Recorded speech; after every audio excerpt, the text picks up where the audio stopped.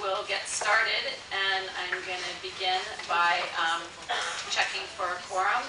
So we have Jessica Wind, board member, present, Brock Grissel, present, Maricela Navarro, present, and Esther Hugo, present, and myself, present. And Liz, you've noted that.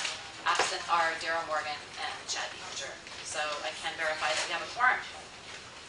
Welcome, everyone. As we usually do, I'd like folks who do not regularly attend these meetings to just introduce themselves, so we all get to know each other better in the community. So if you're a regular attendee, either from the foundation or from Making Waves Academy Schools, and you come all the time, you don't need to stand up, but if you're here representing one of the divisions or one of the departments, please stand up and introduce yourself. So we'll start down.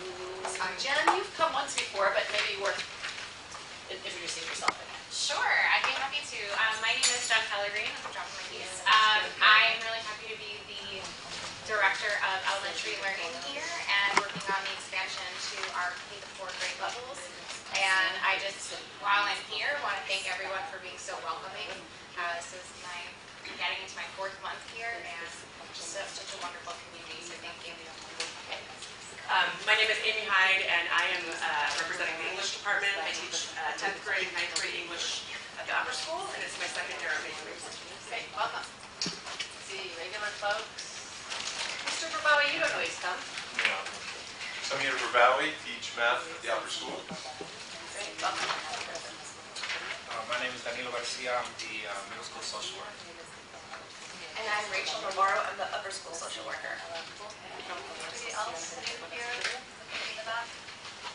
Hi, I'm Fidel Dibble. I teach 5th grade for the middle school. Math and science. This is my 4th year teaching here.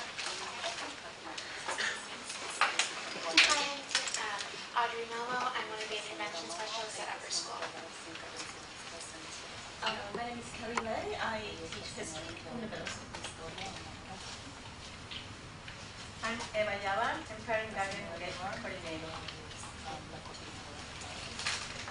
Parents, would you like to introduce yourselves, please? My name is Yolanda Lopez. My son is in 6th grade. Great, welcome. My name is Clarida. My daughter is in 5th grade. Great, welcome. Oh, yes, please. Good morning, everyone. My name is Lucia Alfaro. This is my 1st year at Making Waves. My son is Cristian Alfaro, and he's 5th grader. Great, welcome. My name is Alberta Rolo. This is my first year. My daughter, this is the first year. His name is Emily Rolo. And I have a question. This is on presentation and public comments. This is in public comments, yeah. We're going to come to that in just a minute. Okay. Don't worry. We'll get to public comments. Don't worry. Good morning, everyone. My name is Mariela Cuellar, and I'm community, but I'm hoping to apply soon. Oh, in the lottery? Yes, in the lottery. Okay. Okay, great. Thank you. Welcome. Ms. Brown. Hello, everyone. I'm Ms. Brown. I'm 4th year 5th grade teacher. Students, Waymakers. Good morning. My name is Claudia Ayala, and I'm an 18th grade. Good morning, my name is Vicente Rodriguez, and I'm a 16th grade. Good morning, my name is Sandra Zagrai, and I'm a 17th grade. Okay. The board has to quickly go to the side room for a closed session on personnel and litigation issues. We'll be right back, so sit tight, and we'll see you in a moment. So if I can ask the board members and Mr. Nelson to join me. Before we move to public comments, I'd like to just have one more introduction made. So, sir, would you like to? Good morning. My name is Don Gosney. I represent Radio Free Richmond, an online newspaper. I'm going to be recording this. It will be posted on YouTube. I'm here at the request of a number of the parents in this community. Thank you. Thank you very much. Welcome. Okay, now is time for public comments. I will remind anybody that wants to make a public comment that the board is not allowed to comment on your comment. right? All we can do is listen, and that is in line with Brown Act procedures, because your topic, whatever it is not necessarily on the agenda, and it's not a time when we can interact. So what we'd like to hear is, anybody have a public comment? Please. Pero lo voy a hacer en español, ¿ustedes? Sure, no problem. ¿Tengo tiempo? Does she have time? Yes, it's what, usually 3 minutes? 3 3 minutes. minutos con 6 minutos con traducción. Bajo el Brown Act. Sí. Yes. It's 6 Yes, I minutes get it. with- It's 6 minutes. 3 minutes with translation. I understand it. Yes. Okay. Yo tengo varios comentarios públicos. Uno, que la agenda no está en el idioma español, aunque el Making Way su prioridad o el más porcentaje que tenemos son estudiantes hispanos. One of her comments is that the agenda has not been translated to Spanish, even though our population is higher in the Latino community. Otra cosa es, no nos están llamando recordatorios para participar en este tipo de board.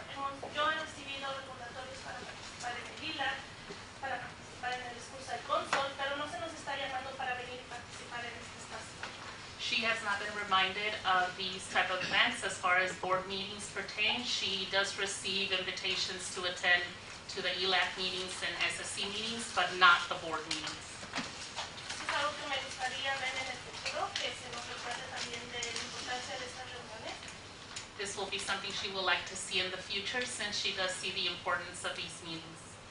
Otra cosa que quiero mencionar es con la expansión de las escuelas en Pittsburgh y ahora de kinder a cuarto grado.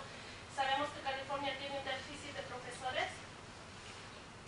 Her other comment is with the expansions happening in possibly in Pittsburgh, and the other one maybe K through 4th year. She understands that in California there is a deficit for teachers. Quiero saber si ustedes tienen un plan alcanzable para reclutar profesores que tengan vocación para enseñar y que en el futuro mi hija no vaya a pasar en las transiciones de tener maestros sustitutos. What is your goal in the long term to hire, good teachers that are fully credentialed, and that her children will not have to struggle with any type of absence from a good teacher or somebody qualified to teach her children? La experiencia con mi hija ha sido buena, me gusta Power School. Es una manera que los padres tenemos actualizada de saber si nuestros hijos están haciendo bien o si necesitan hacerlo mejor. Yo puedo ver al día si mi hija no entregó la tarea. Por ejemplo, ayer solo le dieron 2 puntos. Yo sé que mi hija no la entregó completa. Entonces, el día de hoy yo puedo ayudar a mi hija para que ella entregue su tarea completa. Creo que eso es un buen recurso para los padres. She really appreciates the communication that there is at the school so far, because, for example, if her daughter did not turn in her homework completely, she knows she will not receive the full grade on it, so she knows the next day she could go ahead, jump in, and help her out. Me gustaría, mi hija este año ella está teniendo PE. Realmente yo en lo personal estoy contenta con el señor Lázaro porque realmente hace que los niños se esfuercen, pero un día llegó demasiado cansada que al día siguiente le dolía el cuerpo. Entonces me gustaría saber si puede haber un plan de que el PE fuera transitorio, porque los PE de la escuela donde viene mi hija era solo jugar, y llega Making Ways y realmente están haciendo lo que tienen que hacer, es en lo que el cuerpo se acostumbra es doloroso.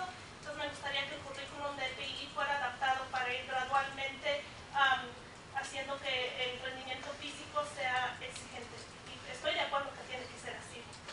She's very happy with the health and wellness, or PE program, that established here at the academy. Very happy with the way Mr. Lázaro, as she refers to Mr. Beltran, also teaches. However, she would like to see maybe a change in the curriculum, being that her daughter and other children also come from schools where maybe PE or health and wellness is only playtime.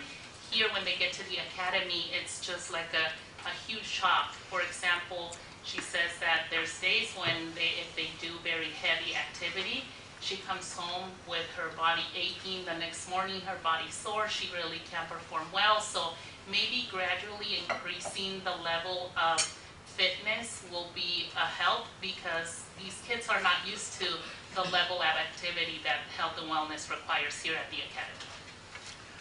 Estoy muy feliz con la profesora Brown que le tocó a mi hija matemática. Ella hizo un cambio a mi hija porque le dijo al principio del año, ustedes van a ser unos buenos estudiantes porque yo soy una buena maestra. Entonces mi hija lo pidió y ahora tiene A's en matemáticas cuando antes tenía F's en las otras escuelas. Un rendimiento muy bajo académicamente.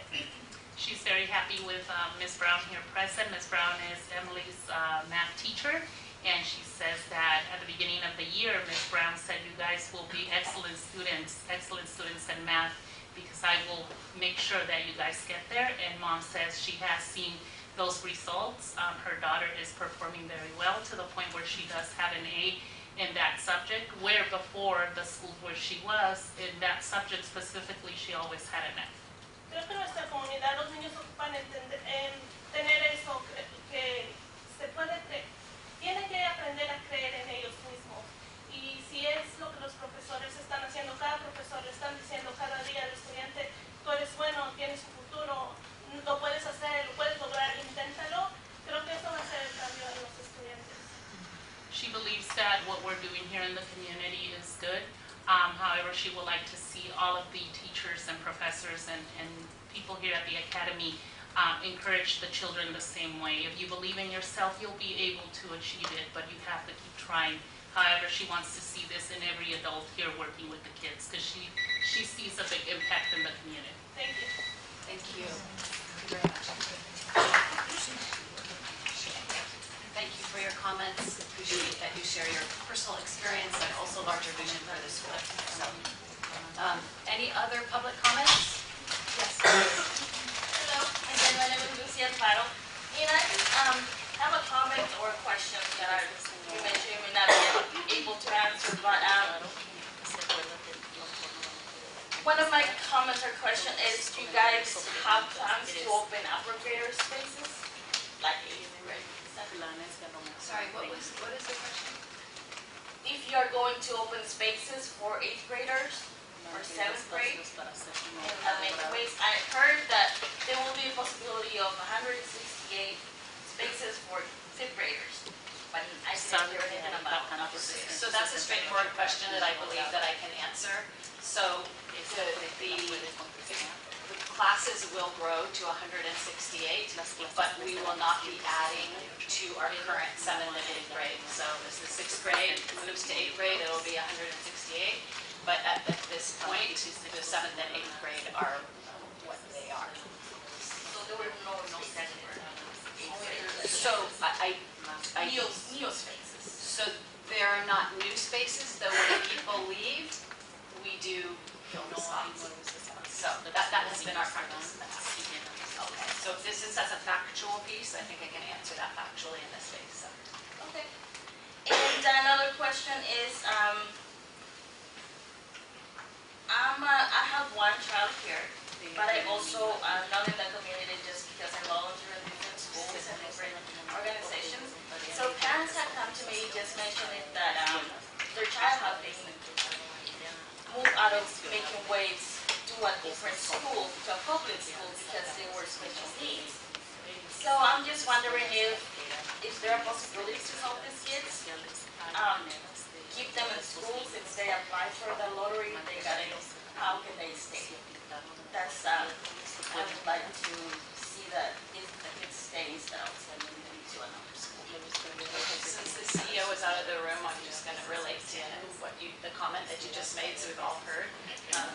She has had parents come to her that say that their child was moved out of making waves to a public school because they were special needs, and she's asking the question about how can we help that student, a particular student. Yes. Okay. All right. Thank you very much. Any other public comments? Yes, please. Bueno, yo tengo una duda con referente a la seguridad. Por decirlo así, donde juegan los niños en la escuela media, prácticamente hay un acceso libre para cualquier persona que pueda entrar ahí. Quiero saber si hay algo a futuro o cámaras de seguridad o algún tipo de vigilancia. Esa es mi pregunta. Her concern is mainly around the play structure, play area in the middle school, since she sees it's a very open space to where anyone could come in. What are you guys doing in terms of security? Will more cameras be added to that space? Is there something that will be changing in that area? So I think I can answer that too, because that's a very quick and factual piece. Yes, I think that I can answer that, because there is actually going to be a fence put there. It's on back order. So the play area that on that edge that abuts the road, there's a fence coming that's going to extend beyond and around, so that is not so open. We're just waiting for it to arrive from the vendor. Okay, no problem. Thank you.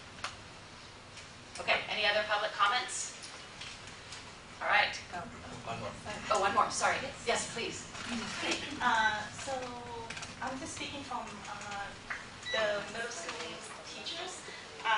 We are really supportive of the expansion. We also struggle with some growing pains and support on our end, and I know that there was a meeting yesterday regarding like staff survey.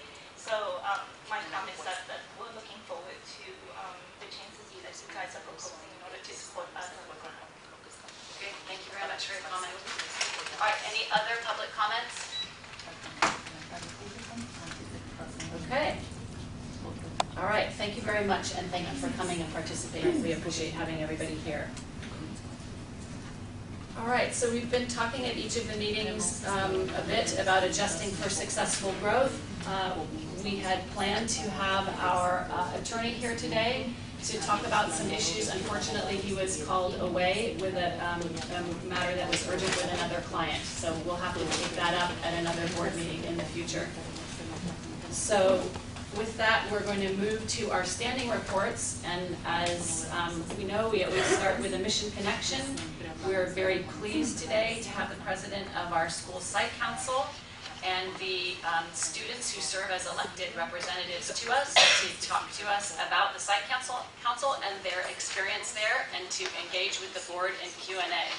I'll remind the audience participants that during the structure of a board meeting, board members can ask questions to presenters and engage in conversation on agenda items with people who've submitted reports, but the audience cannot engage in that conversation. Okay? Unless a board member has called upon somebody to provide backup information to questions here. Okay? So with that, I'll turn it over to Ms. Brown. Good morning, everyone. Good morning, President Board. My name is Khadijah Brown, and I have the pleasure of serving as the president of the School Site Council for Making Waves Academy. And I'm here, I don't want to stand in front of you, but I'm here with 3 of our wonderful wave makers who will introduce themselves in their own unique way. But just to set the tone a little bit, I'm really excited about the work of the School Site Council and excited about our student representatives who are on the School Site Council and the work that they are doing. And they don't, when they're on the School Site Council, they don't just represent their own personal interests, but they make decisions that affect our school community as a whole.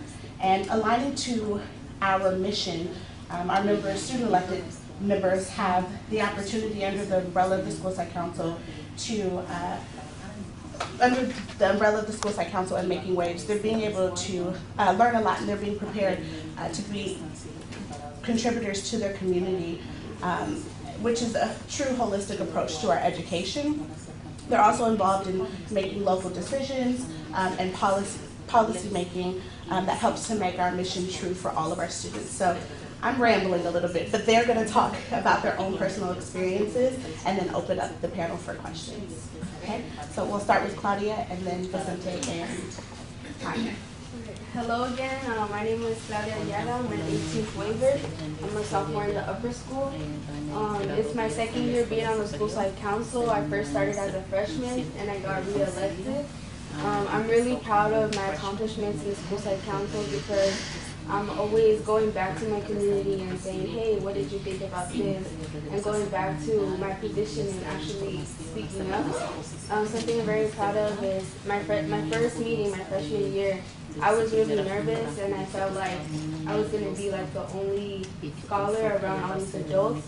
But now that I keep going to these meetings, I see that they're like, the adults are like my peers, so they don't look at me just like as a scholar. I'm also very proud of understanding the agenda and like making corrections with errors that are on the agenda. Hello, my name is Vicente Rodriguez. I'm a 16th waiver at Making Waves Academy. I'm also a senior, so this is my last year here. Yeah. So I was on the school site council as a junior last year. It was a great time. Something I'm really proud of was being student elected and student appointed. So the students suggested other students that they believe had the capability of representing them and their academic interests to like the best of their abilities. So I was really proud of that. And something that I really remember that still sticks in my head was the fact that, like relaying what Claudia said, we were peers among board members, among parents, among teachers at our community, and it felt really great to be able to have a seat at the table where we got to speak on things that would affect us directly. And also, specifically the expansion, we got to give our own insight on how we wanted the spaces and what we felt would suit our students the most. Hello, my name is Tanya Zagran, I'm in 17th Wave, and this is my first year in SNC, although when my mother was an ELAC president, she used to attend the meetings, so I would also just like kind of sit on the side and watch it. And yeah, something that I'm proud of is that I was able to like voice my opinion and have my voice heard on something, so I just kind of felt special about that. Very quickly, the students are also going to give a snapshot of just one thing that they participated in the school site council, whether it be WASP or the LCAP process. Great. So, for example, like when we're talking about WASP, we give corrections or like suggestions to the curriculum that can benefit us as scholars and also as teachers in the future. So for me specifically, I remember SPSA. So we, I saw ourselves as like on the forefront of protecting and ensuring that everything in these documents is true to our mission statement. And so that's a whole holistic, rigorous view of the student. And so we made sure that the wording that was in there and the different ideas that were welded together were true to our students. For me, during the LCAP, we were able to like review the goals and the goals about the plan, and it was good because we were able to like see like what were some changes that needed to be made in order to help prepare the school. Okay, so the board is going to engage in a Q&A, and you can feel free to remain seated while we do that. Board members, questions for our students? I had a comment. I love it that you refer to yourself as a scholar. And all three of you mentioned the fact that you're treated as peers, which I think is wonderful in terms of the collegiality of the board. Kudos on going through the LCAT. That's one of the longest and hardest documents to understand and go through. So I'm really glad to get student engagement on that. Yeah. Other board member questions? Anybody? So, one of the things that's hard about the LCAP is it's so specific, and yet it's supposed to be flexible to our needs. So, as you're going through it, have you had instances where you feel like you've had an idea about how some money can be spent toward a particular goal, and have you felt that's been able to become part of the LCAP, or just talk a little bit about that process and how you feel, your impact being made? Any one of you? I mean, you've been sitting at the meetings apparently since you were a year and a half, so right, or 10, maybe, right? Yeah. It's hard, right? Yeah, so like when we attend meetings, there's sometimes specific meetings that we have like LCAP training, and that's when we like go in depth with what's going on and like trying to have that understanding. So we like work in groups to see how we can make it better. If I have something directly, I'm not sure if it comes from like a specific budget or anything, but the workshops we hold for our students and our parents, to understand and do these processes with us. I feel that's been really effective and like in us doing our best job and filling those words with us. So you're in your second year of doing it, right? So you're on your second LCAP, right? Which one of you's been there for 2 years? Yes? Okay. And so if you were able to tell somebody at the state who designs the LCAP something you'd like to see changed about it, do you have any thoughts about what you might like them to change about it? I would probably change, like, give a bit more budget to the like health and wellness and like PE, because I feel like sitting, like having, like me personally as a scholar, sitting down in a classroom sometimes for like a whole block period can be like exhausting. So having those materials or like those chances to just go outside and like have a run or like play like a quick soccer game is pretty good. And you feel like within the current LCAP, it doesn't prioritize that type of activity? Yeah. Any other thoughts you want to share about your experiences there? Like if you were trying to convince a student, Vicente, to take your place next year, right? Somebody said, I'm thinking about it, why should I do it? What would you say? I would say if they want to contribute to the way we run things at school every day, the way students, not just them directly, but our own peers and students that will be coming in eventually, if they want to affect or sort of gear the way in which the curriculum is going to be set or the spaces are going to be set, then definitely take a part in that. And if you want to represent your school on any level, also take part. Take part. Great, thank you. Any other thoughts or any other questions? Well, we really thank you for being with us today, and thanks for letting us ask you questions. And more than anything, thank you for your service on the School Site Council, because it's a super important body, and it's really, we are so happy to have student voice there and student engagement. So thank you. Thank you. Thank you, Ms. Brown.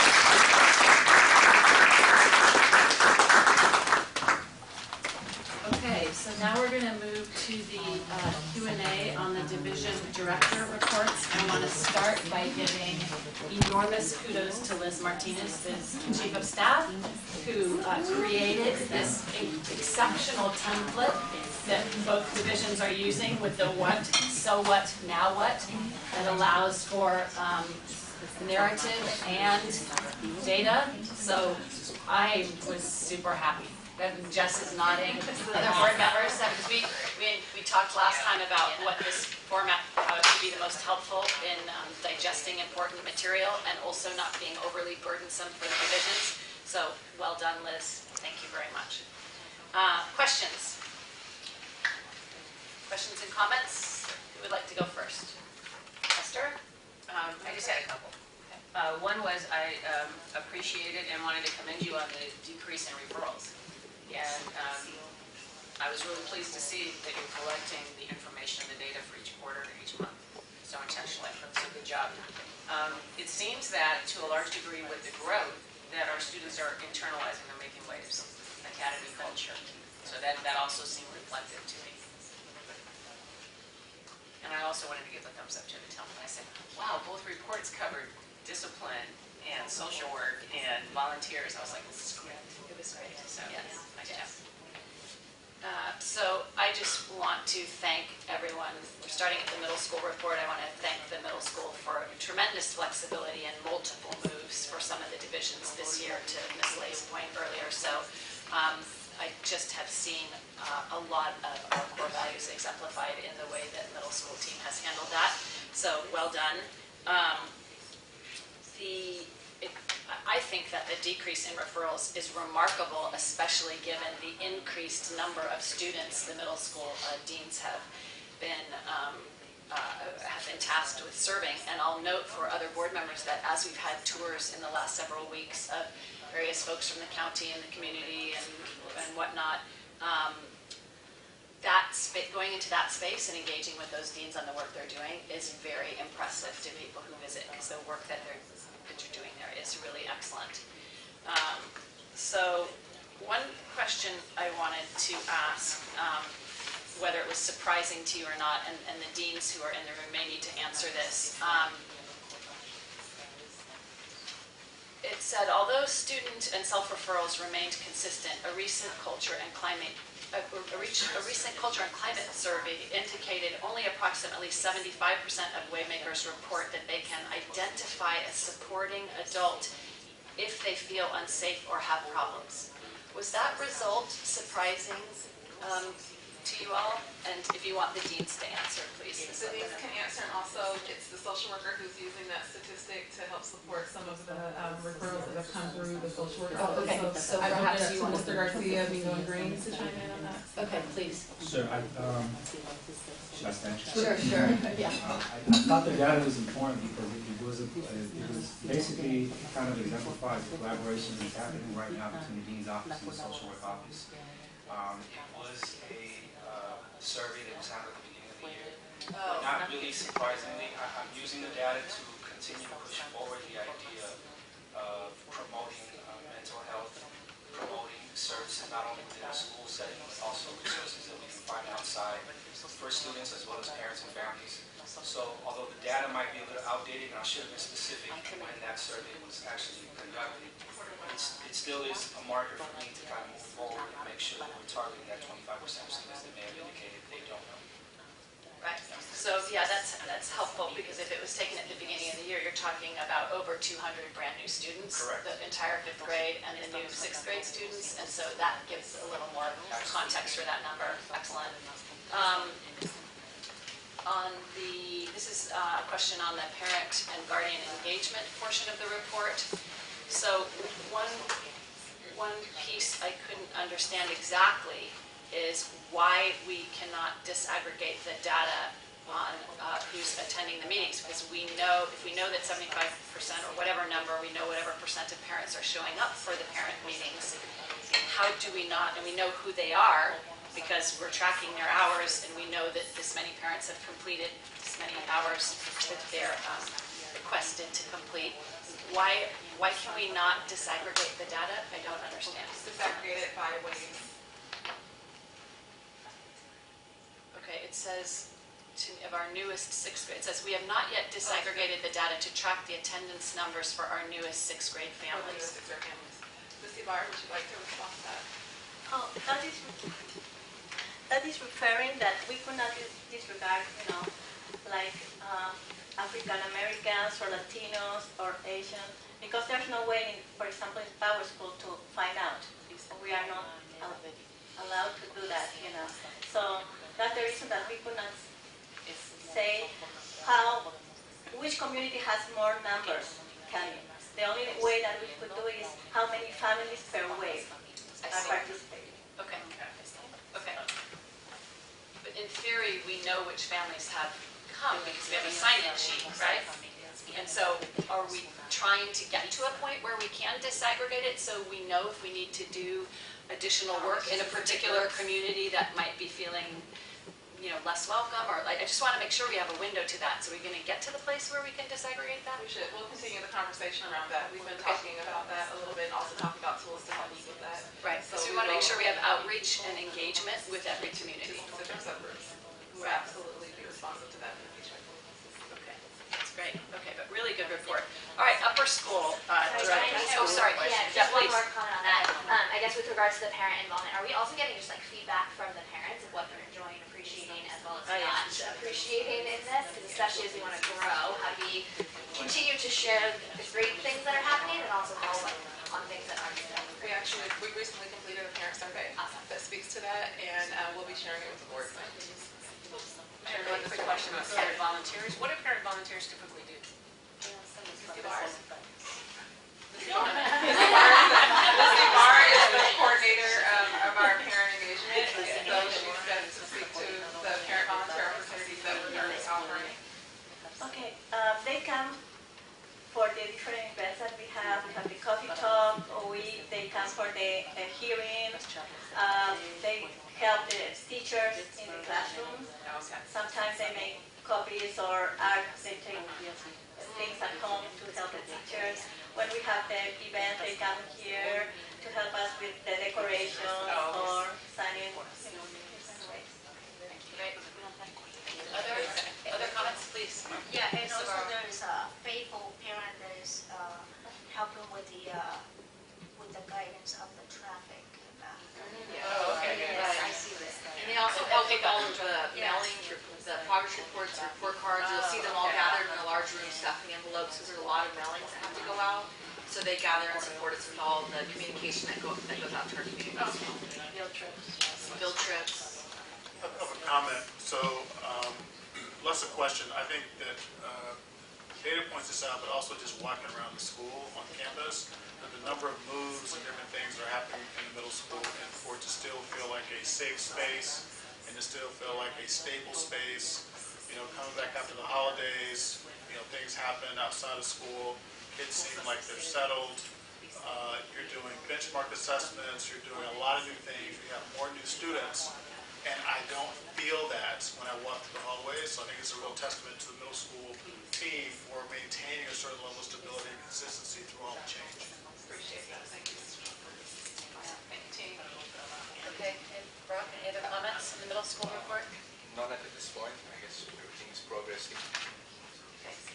All right, on to the upper school report. Alicia, can we welcome Jake Zollner to the space, one of our English teachers? Sure. Hello. Hi, welcome. Okay, thank you, welcome. That injury did not happen at school. Oh, okay, good. Okay, good. Yeah, that's more We're like a taking shop care of injury her. than an English department injury. Okay, who would like to start with questions and comments on the upper school report? ¿Puede hacer un comentario público en ese punto de la agenda? No. Right? Por cada punto de la agenda deben de dar oportunidad de hacer un comentario público. Can she make a public comment at this point in the agenda? No. For each point in the agenda, you need to give the opportunity for public comment specific for the item.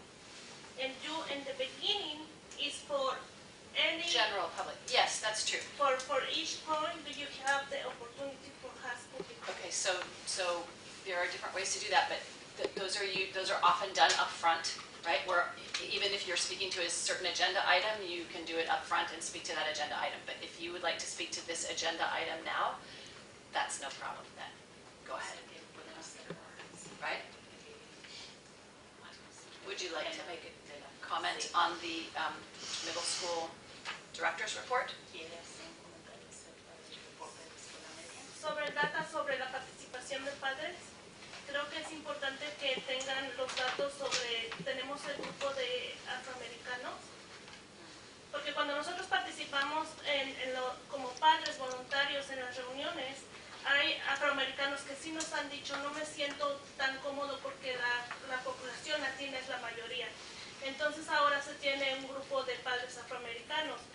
Y también tal vez deberíamos de crear un grupo de padres asiáticos para que esas minorías dentro de la escuela se sientan bienvenidos. She wanted to make an emphasis around the report that covers the area of what ethnic group feels maybe out of place in all of the events when it comes to volunteering or attending parent meetings. She does see, and she has spoken to several African American members that do feel out of place because they see that the population of Latinos is bigger than any other group. So her thing is maybe bringing more resources to all the families so that they could be identified as a group. However, she feels like maybe if we give the opportunity to everyone to come and voice what they want, maybe we will get to a point, because she does feel like there are several groups that do not participate, not because they don't want to, but because they don't feel welcome in the space. Thank you very much. Okay, upper school director's report, comments and questions. I wanted to get a clarification of the zone graph. I wasn't sure what I was looking at. Sure, so the graph is just supporting the language that included so that you have a visual of what I was speaking to in terms of the zones. The idea was to capture for you that we have zones where we are helping all the stakeholders, more specifically the students, understand the purpose of the facilities. You know, we moved into a new facility. There's a lot of new space that is just new to them, like the open learning spaces. So we want to make sure that we were really clear on when you're in this zone, this is the level of your voice. When you're in this zone, this is you're showing up academically. When you're in hallways and open learning spaces, be aware that this is happening. Okay, thank you. So they can just familiarize themselves with the different facilities and businesses and how to show up in those spaces. What's an example of a no-go zone? That's where just students shouldn't be where for adults are. Is that correct? Oh, For example, the play structure for our upper school students is a no-go zone. That's a no-go zone for our upper school. So if we see them on the play structure, we can say that's a no-go zone, so you know you shouldn't be on the play structure. Feel free to reiterate that message. Yes. Because they desperately now want to be on the play structure. Of course they do. Of course they do. Of course they do. They want to know why there's no upper school play structure. Okay, do you have any other questions or comments? You want to go through yours first? Sure, go ahead. No, go ahead. There you go. I saw that, I think you have some issues about the attendance, I guess which you cite stress. What's the, main reason for that? It's just like, it's just after the first semester, students just get tired, or any other things? The decline in attendance? Yeah. Sure, I can have Ms. Moore speak to our attendance and what we're noticing about the trends.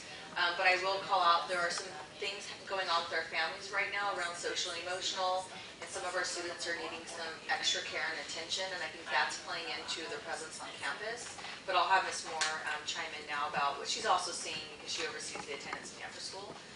So Ms. Moore, if you want to speak to what you're noticing about our declines at times, I know also the 9th and 12th grade are the two waves that we're noticing this year are struggling with attendance. Can you get clarification on the question?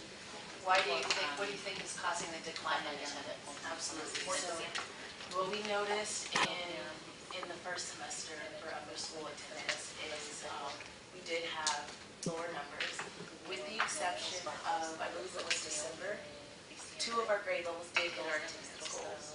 And so for the 2 grade levels that Ms. Carr speaking to, 9th and 12th grade, to start out the year, a few things to know are, for the first time ever, we have our final exams before winter break. So that means that our students, some of our students, despite having the calendar printed out where we communicated this as soon as summer, they were counting on final exams happening after winter break, and they scheduled some out-of-state trips accordingly. We were significantly impacted by a large number of students and families who left out of the country, and so we're working really hard to make sure our families and our students know moving forward that they should plan accordingly, because that doesn't yet to have what else before it hit us. And some of those numbers include those families, right? So typically you have like a student is homesick, so that would be a single hit. But when you have families making this decision to leave the country or not be on campus, sometimes it's 2 of our wave makers in the upper school that are part of that family, so it hits us twice. And then something else I want to be very transparent for the first semester. I was alone in the dean's office and communicating with Ms. Carr, our director. What we agreed on was attendance is something that would be on a pause in terms of direct interventions. I want to just provide a quick overview of what that means to me. Typically in the dean's office, we're pulling students for one-on-one. Typically we're reaching out to families for our SAR process. What was being processed during semester 1 was our SAR process. So I was only meeting with families who had reached that number in prevention of them escalating to truancy court in the county. But the normal intervention that is proactive was not occurring as ideal. Because we were understaffed. Yes. We were vacant. So that leads to my question, which is, tell us about the person that we've hired. Yes. Because this is really great news. Very exciting. So Dr. Martinez is our new second dean in the upper school. He's our associate dean of students. He has hit the ground running figuratively and literally. He is overseeing attendance, and as we speak, he is coordinating with all students who have a combination of 3 or more unexcused absences. He's doing the one-on-one check-in, and he's reaching out to the families to schedule the start. And we also have our first grade level assembly scheduled for next Friday, where we plan to do an overview of attendance and just reiterating our attendance goals. Other questions? Yes, I had a very hard time reading the ABA graph that showed the attendance. Okay. Well, it's just, I couldn't, I guess it's my old eyes, I couldn't see the percentages at the bottom. At all. I can I just resend need that. I'll make a Yeah, note to we'll resend that out. resend that. Okay, that'd be great, thank you. But Esther, maybe that what is helpful is knowing that the line, yeah, which is the 97%. Oh, okay.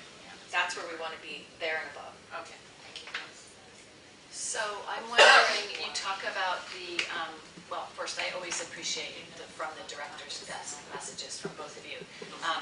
And I was interested in the 5 domains that you're going to be focusing on, and I just wanted to hear a little bit about why those 5 and why 5, why as many as 5.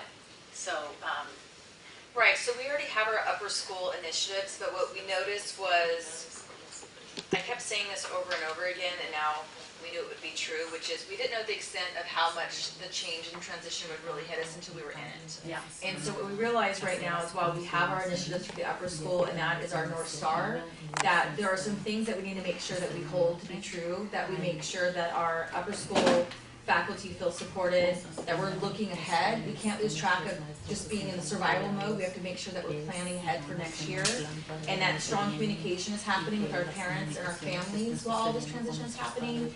And then lastly, that we're in sync with the middle school to keep our culture intact. That's outside of, those are things just for the care of our community, make sure that we stay together during this transition and we don't lose sight of this is a community effort. So we did that because Mr. Nelson sent out a email that really resonated with a lot of us around excellence. And so what I'm signaling to the upper school teachers is let's still shoot for excellence, but let's make sure that we're addressing these 5 domains every single time we're interacting with one another.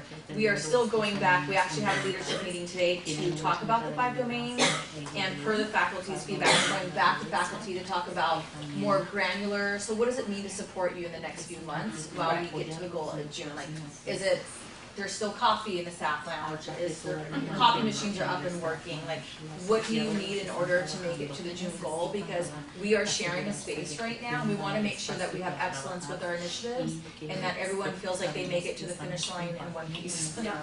Yeah. So it's kind of a value add. Like, let's make sure we're doing these things as well. Yeah. I think with all the changes, I think that's a great idea to be able to do that. What really struck me about reading those is that they're all internally focused.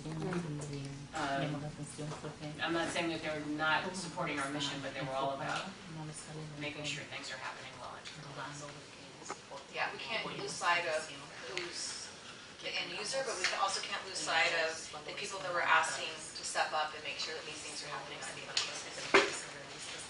So I have a question around the African American Black student suspension rates, and one of the questions I have is, in order to inform our ongoing work in that area, which we know from our Black Student Achievement Initiative that we began over a year ago, that we're looking very carefully at achievement in that group, and so I'm wondering, in order to inform our work, are we looking at the data by teacher when we look at that?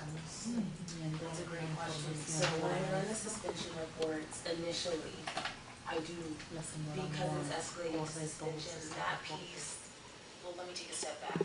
For the upper school, for African American students and all of our suspensions, actually, there have been no suspensions for anything outside of an illegal fraction occurring on this campus. So these are classroom send-outs that are escalating. Okay, so it's irrelevant what is happening with the teacher because it's for something else. Yes, Okay. but what I do want to say is even though this is suspension data or behavioral data, yes, we do look at how many teachers are referring to how many students so we can apply intervention accordingly. Right, in the classroom to scaffold the teacher to help improve that. Okay, all right, good, that's really good to hear.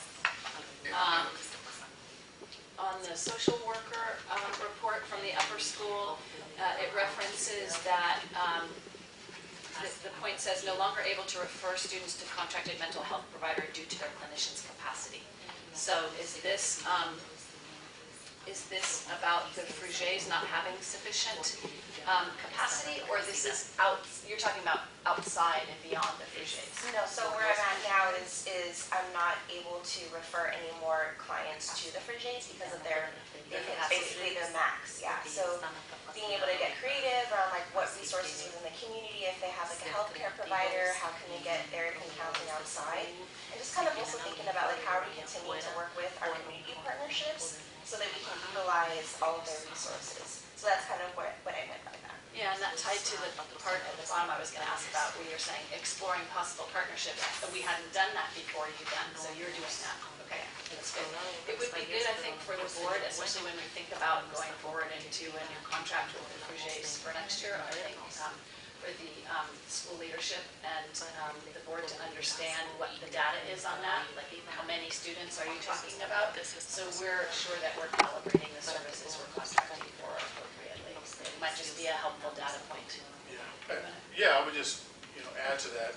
When we move to the current model where we want to think about anchoring the services to budgets, like they provide a certain number of slots, and when those slots are full, then you have to go on the wait list. And we also try to time it so that you get X number of sessions. You could re-up for 10 more sessions, but to try to get more people through the system, we've also added groups to get more students through and get support. But there's a tension between providing unlimited services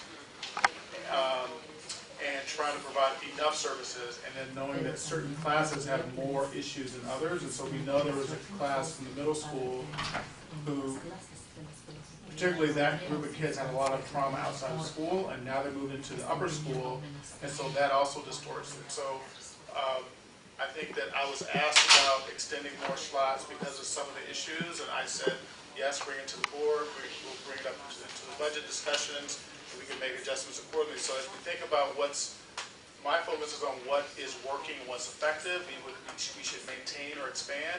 But if we're seeing that the return on that is not what we want, then we need to change it. But just offering the slots and we don't know if it's effective, like that's not helpful. I think the piece of where I said exploring partnerships with outside providers, because I come from a background of working at wellness centers, so I've been able to see how like working with community partners where it's like in-kind services or low-cost services where it's tailored to specific needs. So if you know that we have a lot of grief and loss, we can work with an agency that focuses specifically on grief and loss. So I've been kind of thinking about that and how do we just utilize what's out in the community without having to maybe expand some larger contracts. So just kind of thinking about that piece as well. One question is when slots are used up or filled, is there any wiggle room with that? Like if an emergency case comes up to say like, yes, there's folks that are getting long-term support and no, we don't want to impact that, but at the same time there's this dire need that really has to happen, but we're at capacity. Like how do we play with that? Yeah, I think always thinking about the priority needs. So if there's the students in crisis, we're always going to take the student in crisis. So for example, I might be in session with a student, but we're meeting weekly, right? Yeah. But if there's a crisis that comes up, I'm always going to serve the student that's in crisis. Now having a middle school social worker, it's been really nice because we've been able to tag team situations, so it's been really helpful. And Ms. Navarro is facilitating a cost group in which she discusses her caseload and we talk about the social and emotional well-being of our upper school students, and we have discussions around just degrees of need, and that's where we also have conversations where she provides updates for us. On the parent engagement at the upper school, I just wanted to throw out one thought. It seems it's harder for parents at the upper school to engage. What's interesting is that in my own experience through public schools, with my own kids who are now grown-ups, it was actually harder at middle school at high school, because at high school sometimes you have these entry points around the interest of the kids, like through sports with a parent booster group around sports, or through the arts with a parent booster group around art. And so I'm wondering if we're thinking about parent engagement at the upper school, how to help parents engage sort of through avenues of their child's interest that bring them together with other parents who are, I don't know if other board members have thoughts on that from their own experiences. And now that we have a gym and we're going to soon have the expanded arts and performing arts activities, it maybe allows for more touch points for parents to get involved and to help, whether it's with doing events to raise funds or whether it's just coming and participating and helping with a play or helping with a team.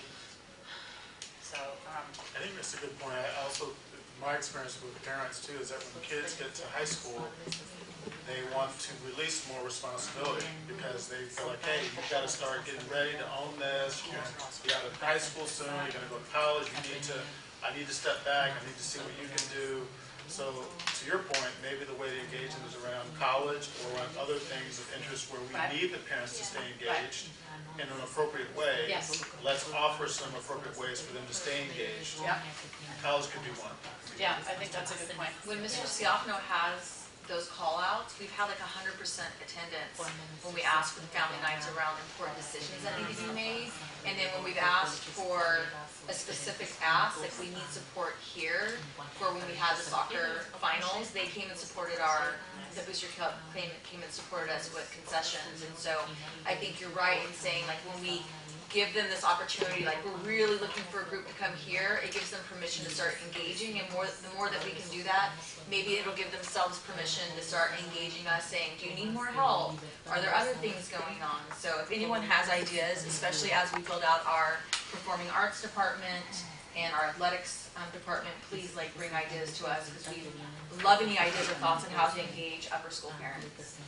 And also, when the student goes to the upper school ninth, they do they push up the parent not to participate because they feel embarrassed. Not us, your child. We're really clear there. Yeah, we don't say we don't want you. The kids say, please don't ask my parents. Once they enter, high school. They hide the flyer that says you're supposed to go to something so that you don't It go. will be good for those students to get a survey. How will you feel about the parent being, present in the school? How do you think about the parent participating, continue the participation from middle school to high school? So that will be a good survey to bring to the students once they go to the A perfect example of that is when we opened the gym and had the first basketball game. I noticed there were several parents on the first set of bleachers, and I noticed their children were about 3 bleachers over. They were all there together. So it was like they were okay with them coming, but they're like, please do not sit next to me. So that's the picture. And that's why I wonder if there's other opportunities too for building school stuff separate from just an individual. yeah, we have high attendance for advisor family conferences. Yeah. So I'd imagine the parents are like, oh no, I'm going, right? So. And if there's things that are separate, kids and parents, they don't have to be there together, but still have an opportunity to build a community. Sure. So are there further, do you have comments on the upper school report? Any further comments on the upper school report? Any public comments on the upper school report?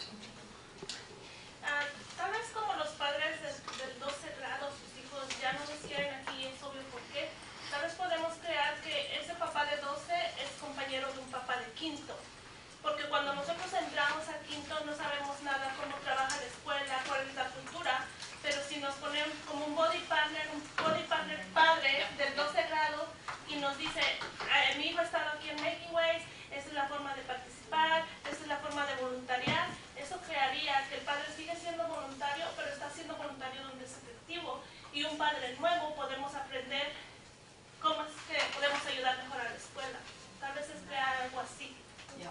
Maybe allowing a buddy program for those senior parents to teach or train those incoming parents that don't know nothing about our community, specifically those that don't have any prior siblings here at the academy. It'll be a good way, even if the seniors don't want to see their parents around. Well, yeah, maybe they won't be around then, but they will be around that parent that does need guidance and support to navigate the academy and the system and how things work here at our community. Okay. All right, the next item on the agenda is any questions or comments on the written report by the CEO? I gave you two for the price of one.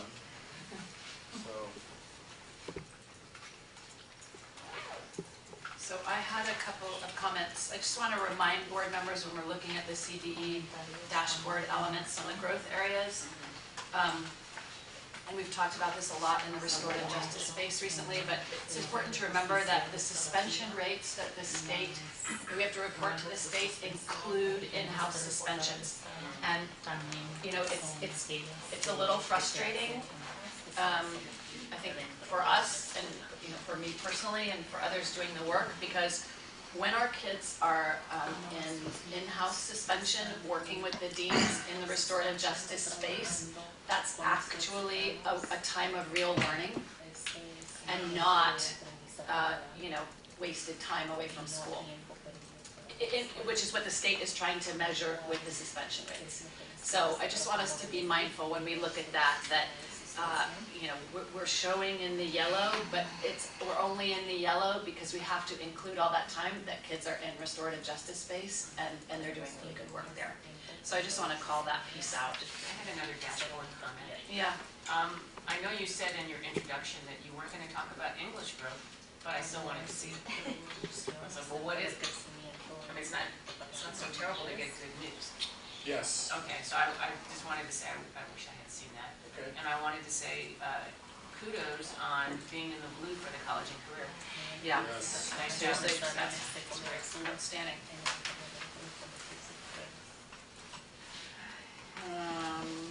I wanted to say that I'm really pleased to see the targets around the lottery pool around race and ethnicity, and I'm really happy that we are trying to work to develop a diverse pool that's reflective of the community that we're serving.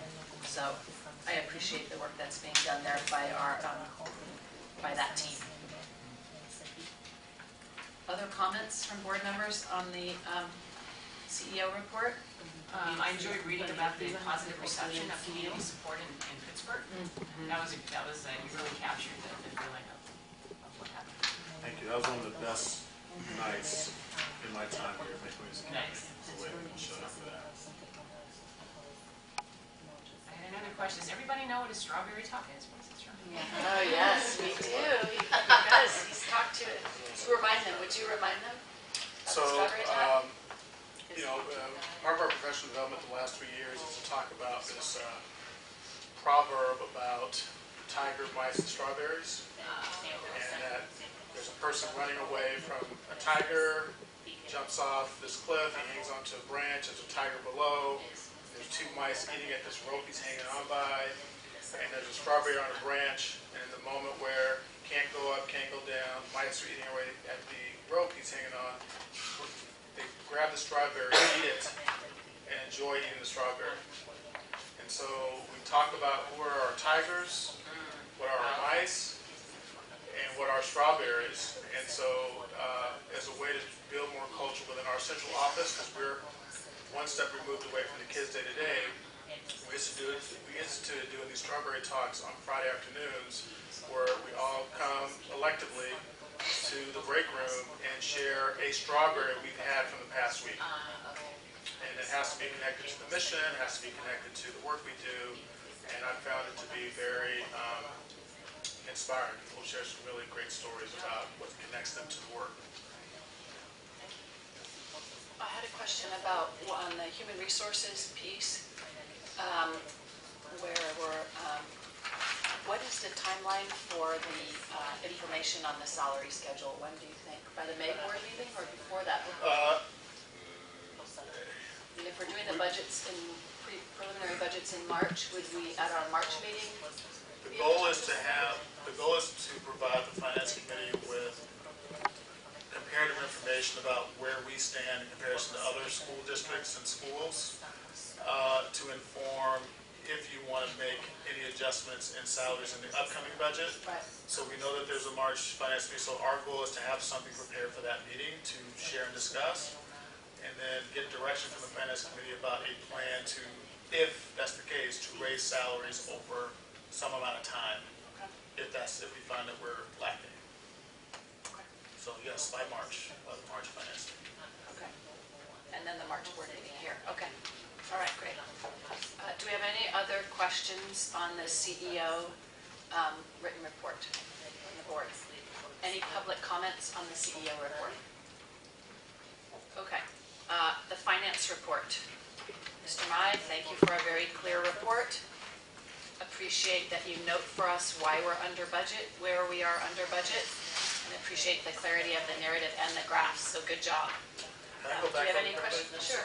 So one of the things that Chad asked the last time in my CEO reports that he likes from the division director reports is a drill down on a particular area within the central office. And so I asked for volunteers, and Ms. Martinez, Chief of Staff, volunteered to share a little bit more about her work. And so that is included. And so every time I do a CEO report, I will ask different people to do a drill down on their area to give some kind of summary. And that was from Chad's suggestion. Oh, okay, nice. That's great. Okay, did everyone understand the dance floor and the balcony? Uh-huh. I loved that. You should be on the dance floor, right? It's from I don't have a problem. Leadership on the Line by Heifetz, and so it's a book all about leadership studies, but one of the key concepts in his book is around the tension of leaders being able to be both on the dance floor and seeing the people that are directly next to them and what they're doing, but also having the ability to pull back. Thank you. So that's what I just need some annotations or something. more like a list. Don't get me for plagiarism. I think I said I Did you quote it? I didn't have any questions like that about Mr. Mai's report.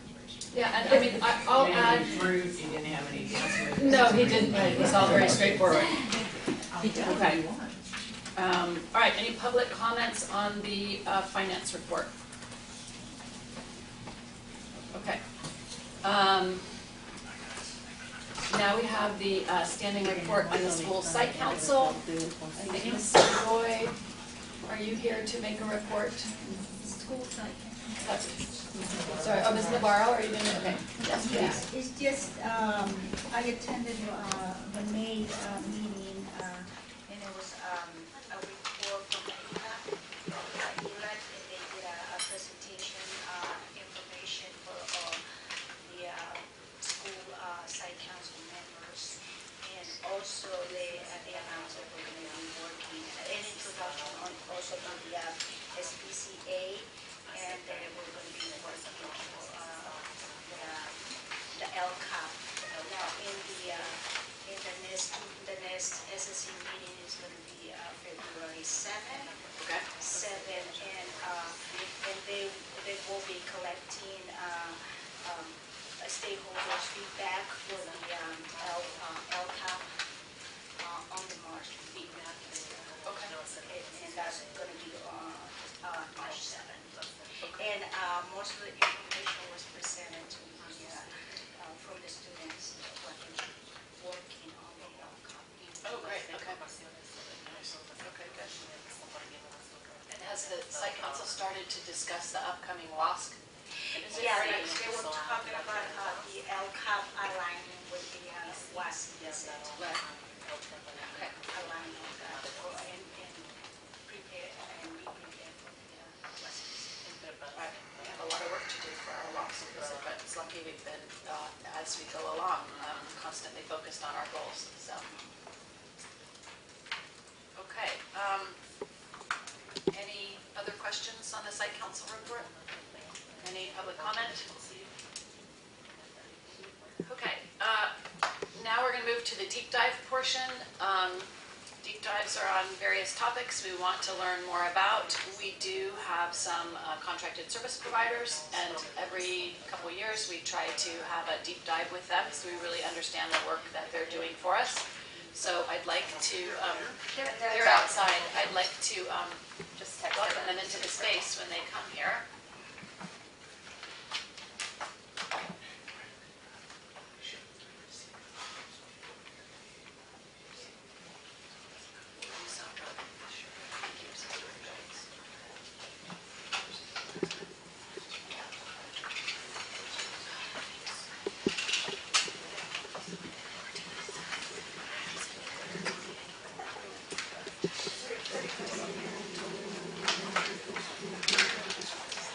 It's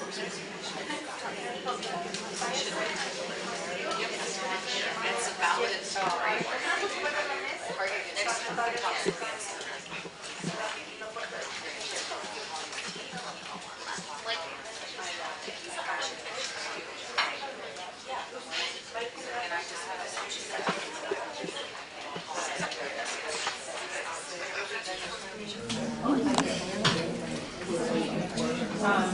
So you should be teed up already. Fruget into the space. They've been working with Making Waves for a long time before we were an academy, before we had a school. And we're really grateful to them for the just exceptional work that they do. And we're looking forward to hearing from them today a little more about exactly what's happening. And do you want to set it up in any other way? Yeah, just briefly. So Fruget has been with us through various iterations. The ED program, of course, before we were a school. We promoted to the school, providing clinician service, working with groups, providing some crisis intervention support for the staff. We asked them to do this deep dive today in preparation of thinking about our growing, and I think that the board likes to look at any group that we're spending large dollars on to get periodic check-ins on how things are going and why we're doing what we're doing. So they're going to sort of walk us through what's been happening and give us their sense. So once again, hello. As many of you already know, my name is Dr. Fruget, and I'm a licensed clinical forensic and organizational psychologist. And I'm Dr. Alexis Green Fruget, also licensed clinical and organizational psychologist. So we'd like to thank the distinguished board of NWA for providing us with an opportunity to reintroduce ourselves and to review the services that Fruget Psychological Associates has been providing to Making Waves for 17 years. I want to emphasize the point that this is simply a review. You had an opportunity to review the slides beforehand, so I'll just be giving a cursory description of each one of the slideshows, with each one of the slides to ensure that we have enough time at the end to have a dialogue about any questions or concerns that you have. Okay. Yeah. One more time. All right. So Fruget Psychological Associates is a full-service psychological organization.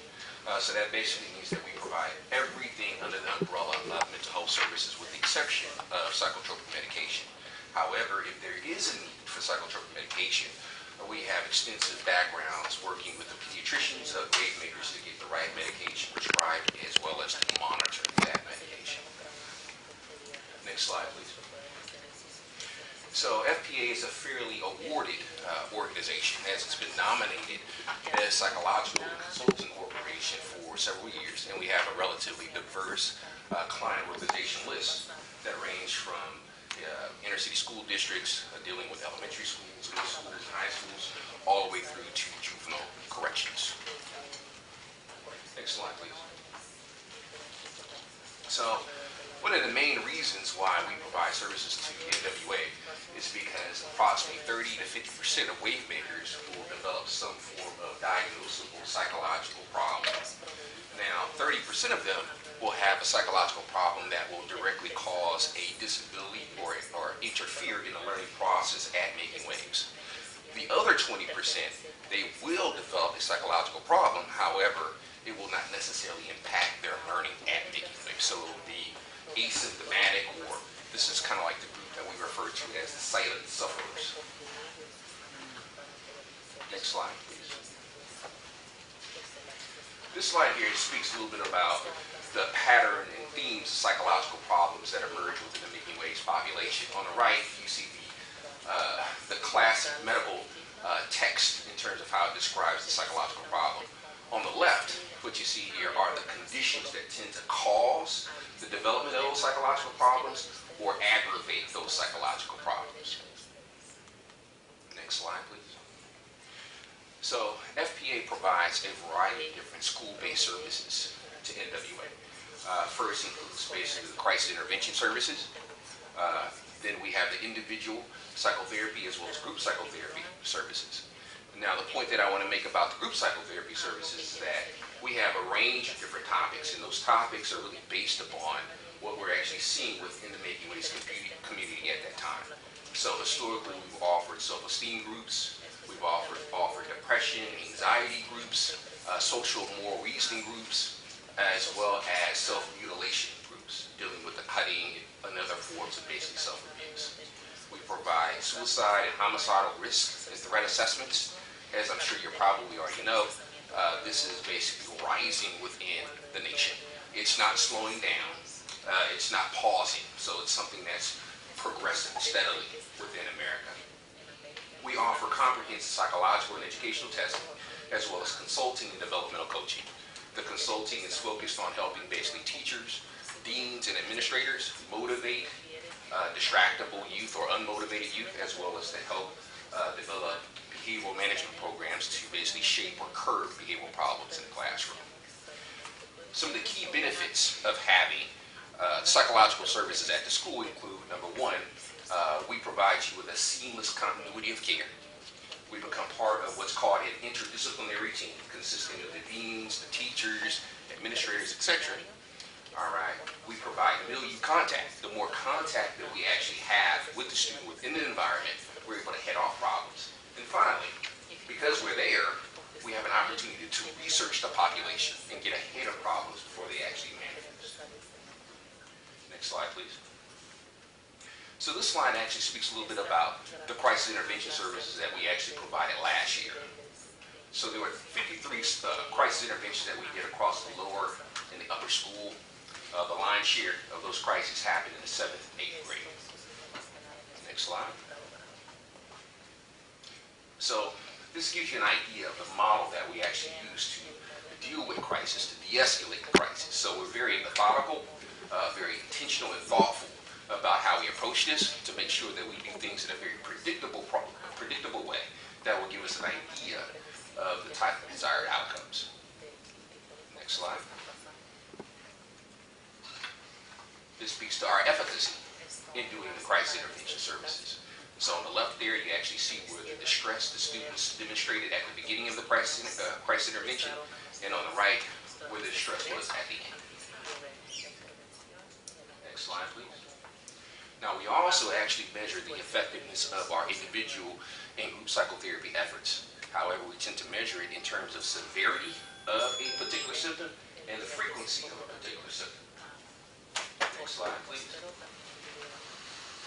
So, the yellow bar there actually indicates where the severity was at the beginning of treatment, and the blue bar represents where the severity was at the end of treatment across the three most dominant or problematic psychiatric symptoms.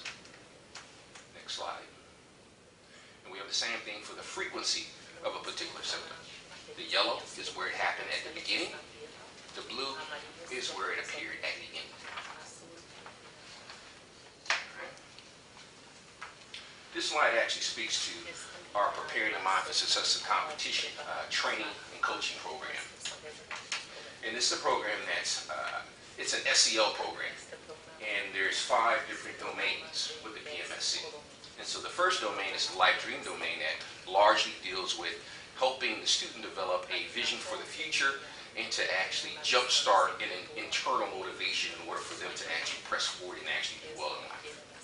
We have the decision-making model that helps the students understand where decisions lie in their life, the choices that they make, how to basically evaluate basically the different options, to problem solving, to ultimately being able to do risk-benefit analyses.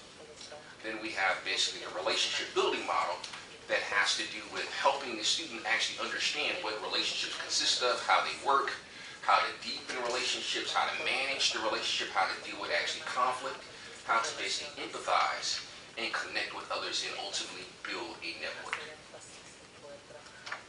Other models include the coping skills model, which focuses on increasing the stress tolerance of wave makers, as well as helping them to develop the coping skills to be able to manage stress more effectively.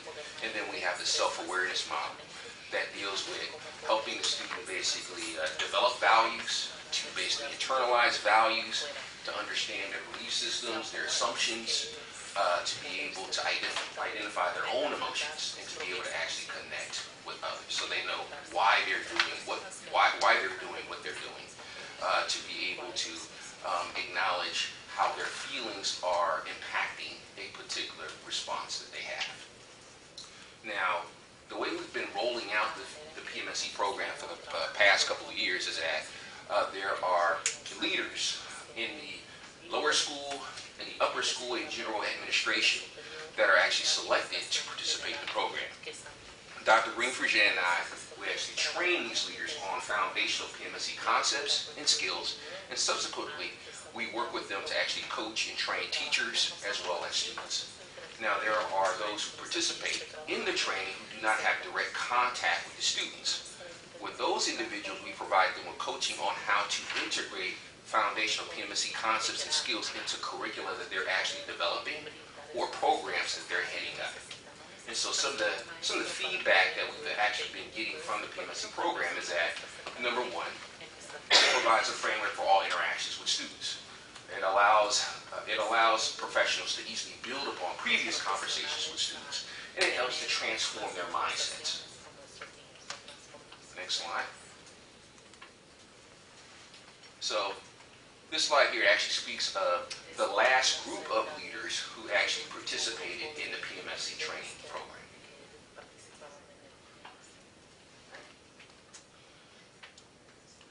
I know that was a lot to digest very rapidly. Any questions? I have a question about the charts that were blue and yellow. Maybe we can go back to some of those around severity and frequency. And so my question would be, does this meet your expectations? I mean, it's a tremendous drop-off. Yes. And we see the impact of your work.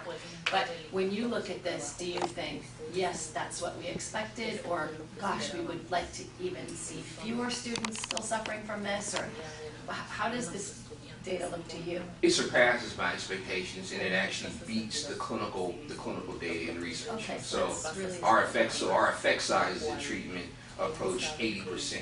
In the scientific literature, the effect size is only 0.35 to 50%.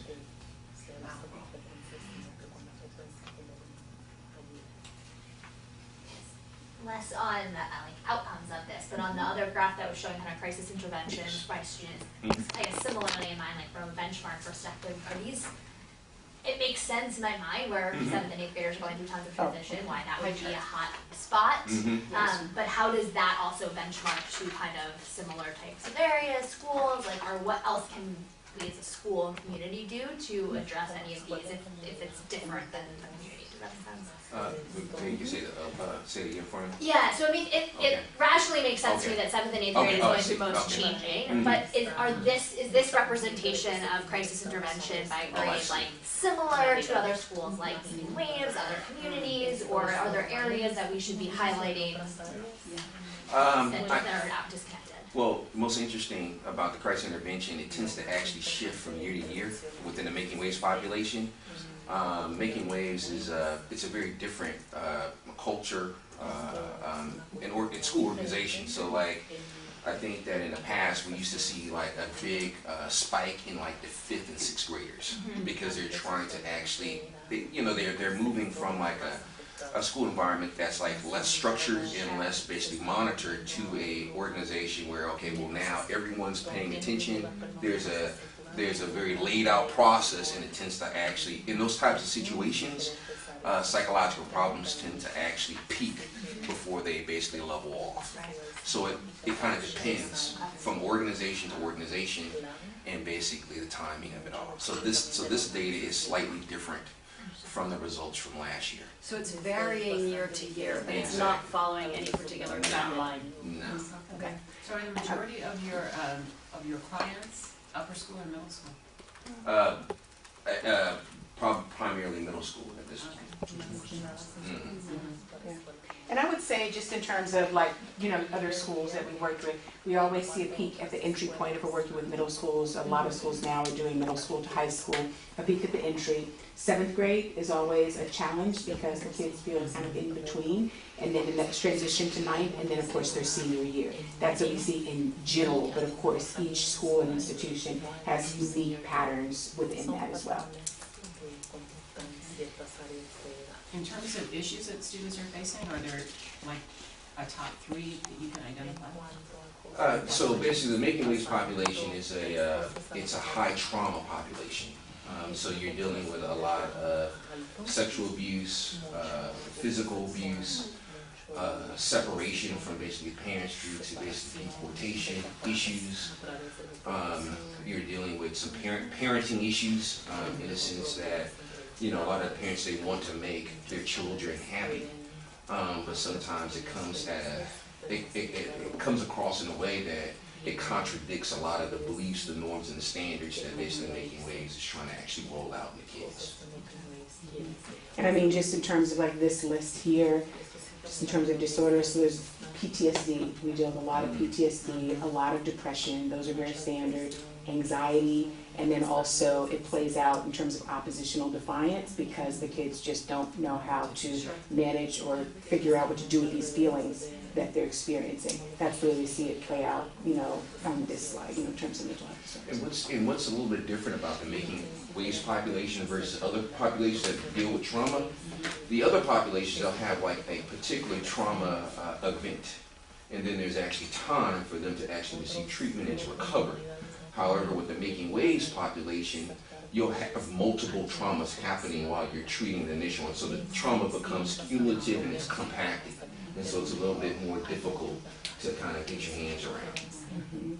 And so that correlates to socioeconomic levels. Most You see that at any school, at a population like ours. Yes.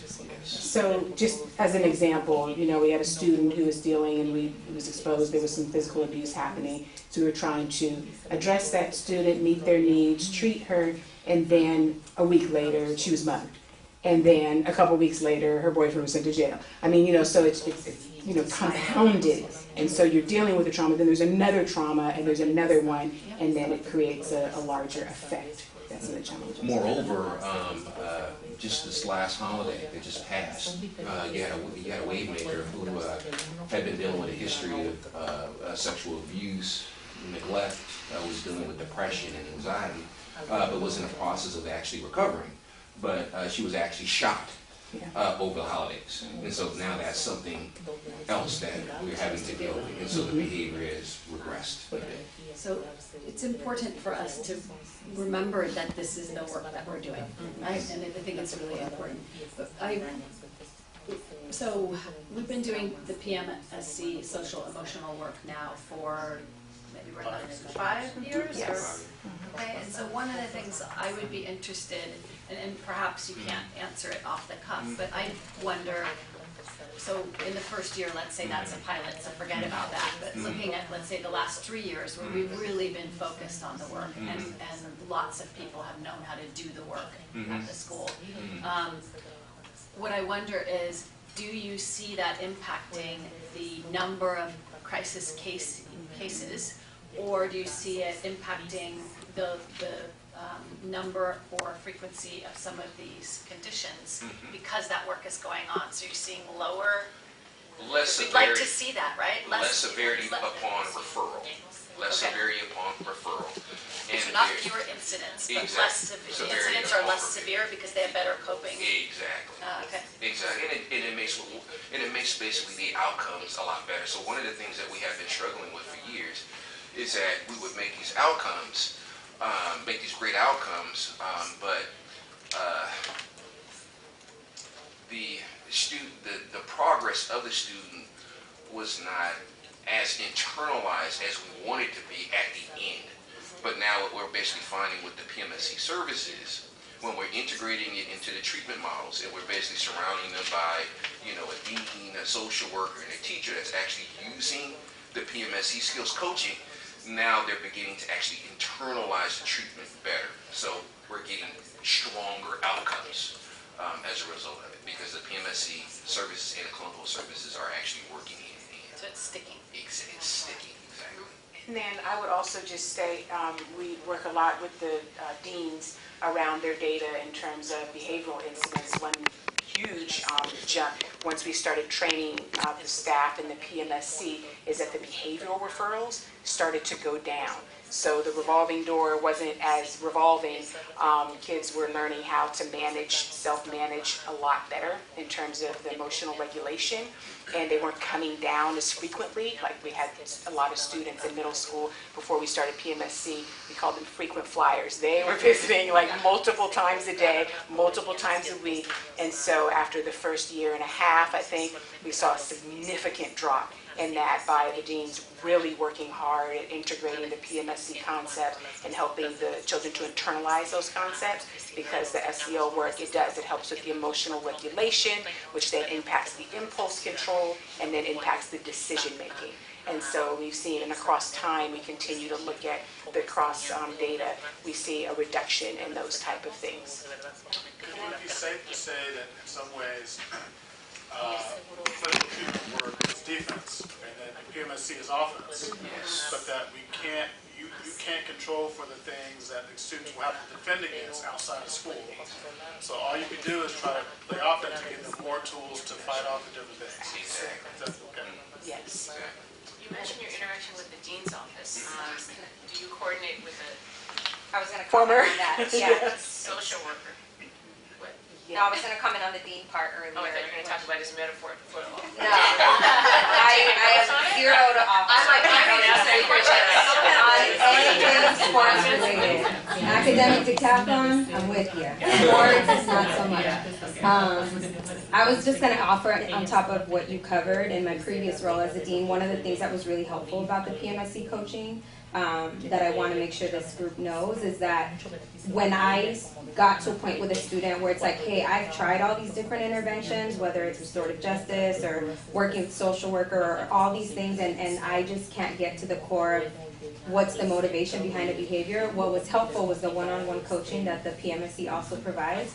So I worked with Dr. Green-Frege a lot on saying these are the kids that, you know, here's the pattern of behavior and what are the kind of conversations or messages that I can start to key into. And there were a couple of students that really figuring out what the motivation was and then figuring out how to help them move that along a little bit differently was really helpful in the work that we did. So we would do case-by-case work to different students that were, they became frequent flyers for other because they just wanted to come say hi.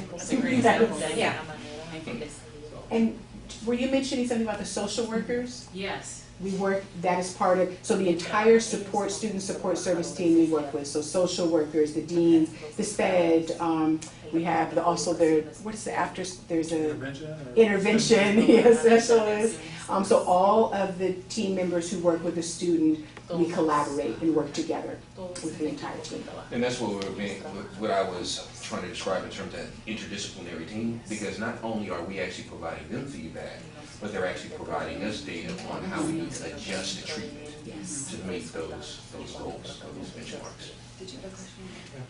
When you compare with the other schools, I don't know if that's such a comparison easy, but like, how is like 53, kids that you actually have to work with, compared to the total population of MWA, I guess looks like, is it, a lot? I guess probably depends on the severity of the cases, but how does the 53 compare? That's a great question. So, when we look at basically the Making Waves cross-section of basically kids who we compare to basically kids in Vallejo, kids in basically Oakland, without psychological intervention, they actually look the same. However, the way we actually manage the problem, there's a stark difference in the number. There's a stark difference in basically the effectiveness of the services. So you're saying that like the ratio of the kids that I guess needs these services pretty much it's about the same. Yeah, it's about the same. Yeah, and thinking about the team, are parents and family or caregivers pulled in at some point as well, or how is that dynamic? Because I imagine that is. Yeah.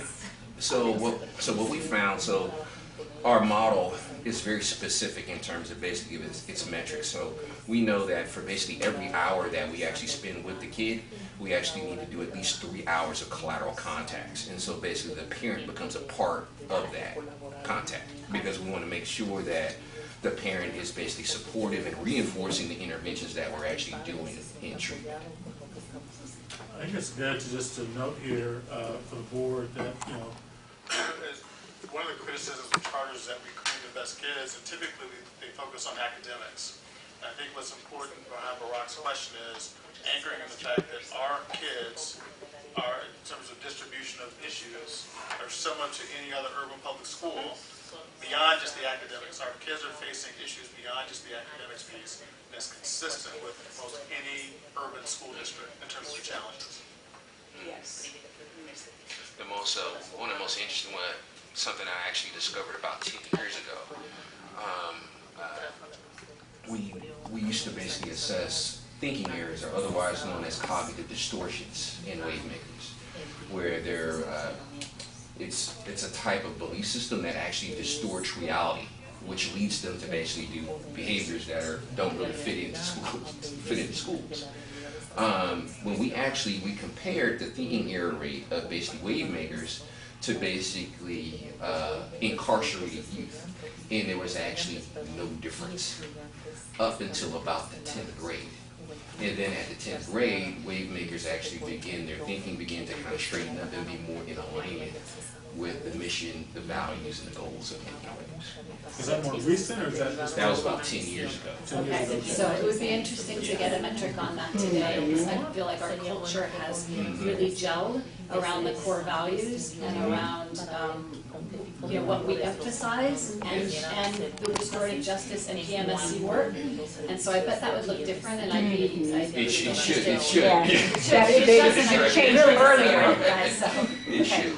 So I just want to thank you so much for not just coming, but doing the work that you do and having the commitment to our community. Like, you've been here almost as long as I have, like it's a long time you've been doing this work, and I really, really appreciate it.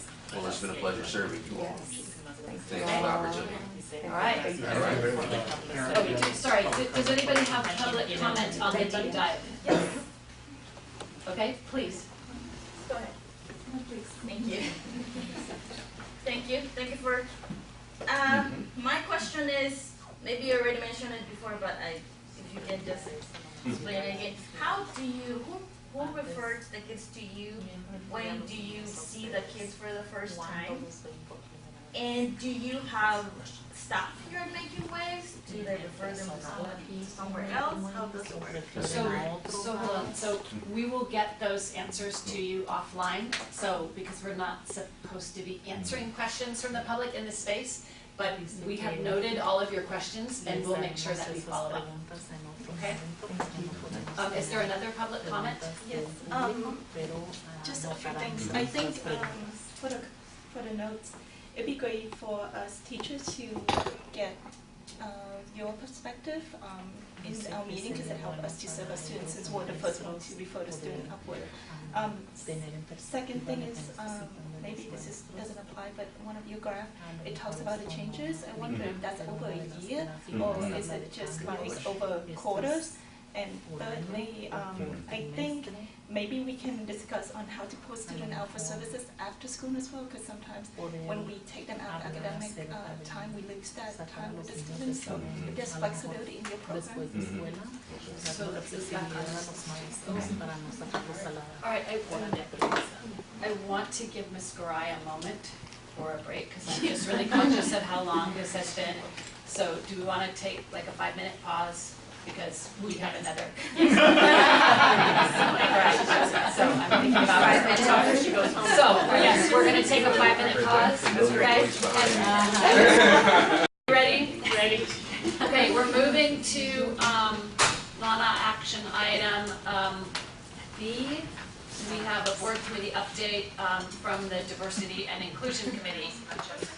Jess. So we are continuing to work on 2 priorities, one around just fully setting the goal and vision of kind of what this is. I think we talked about some kind of notes and ideas to the board meeting November, whenever we last met.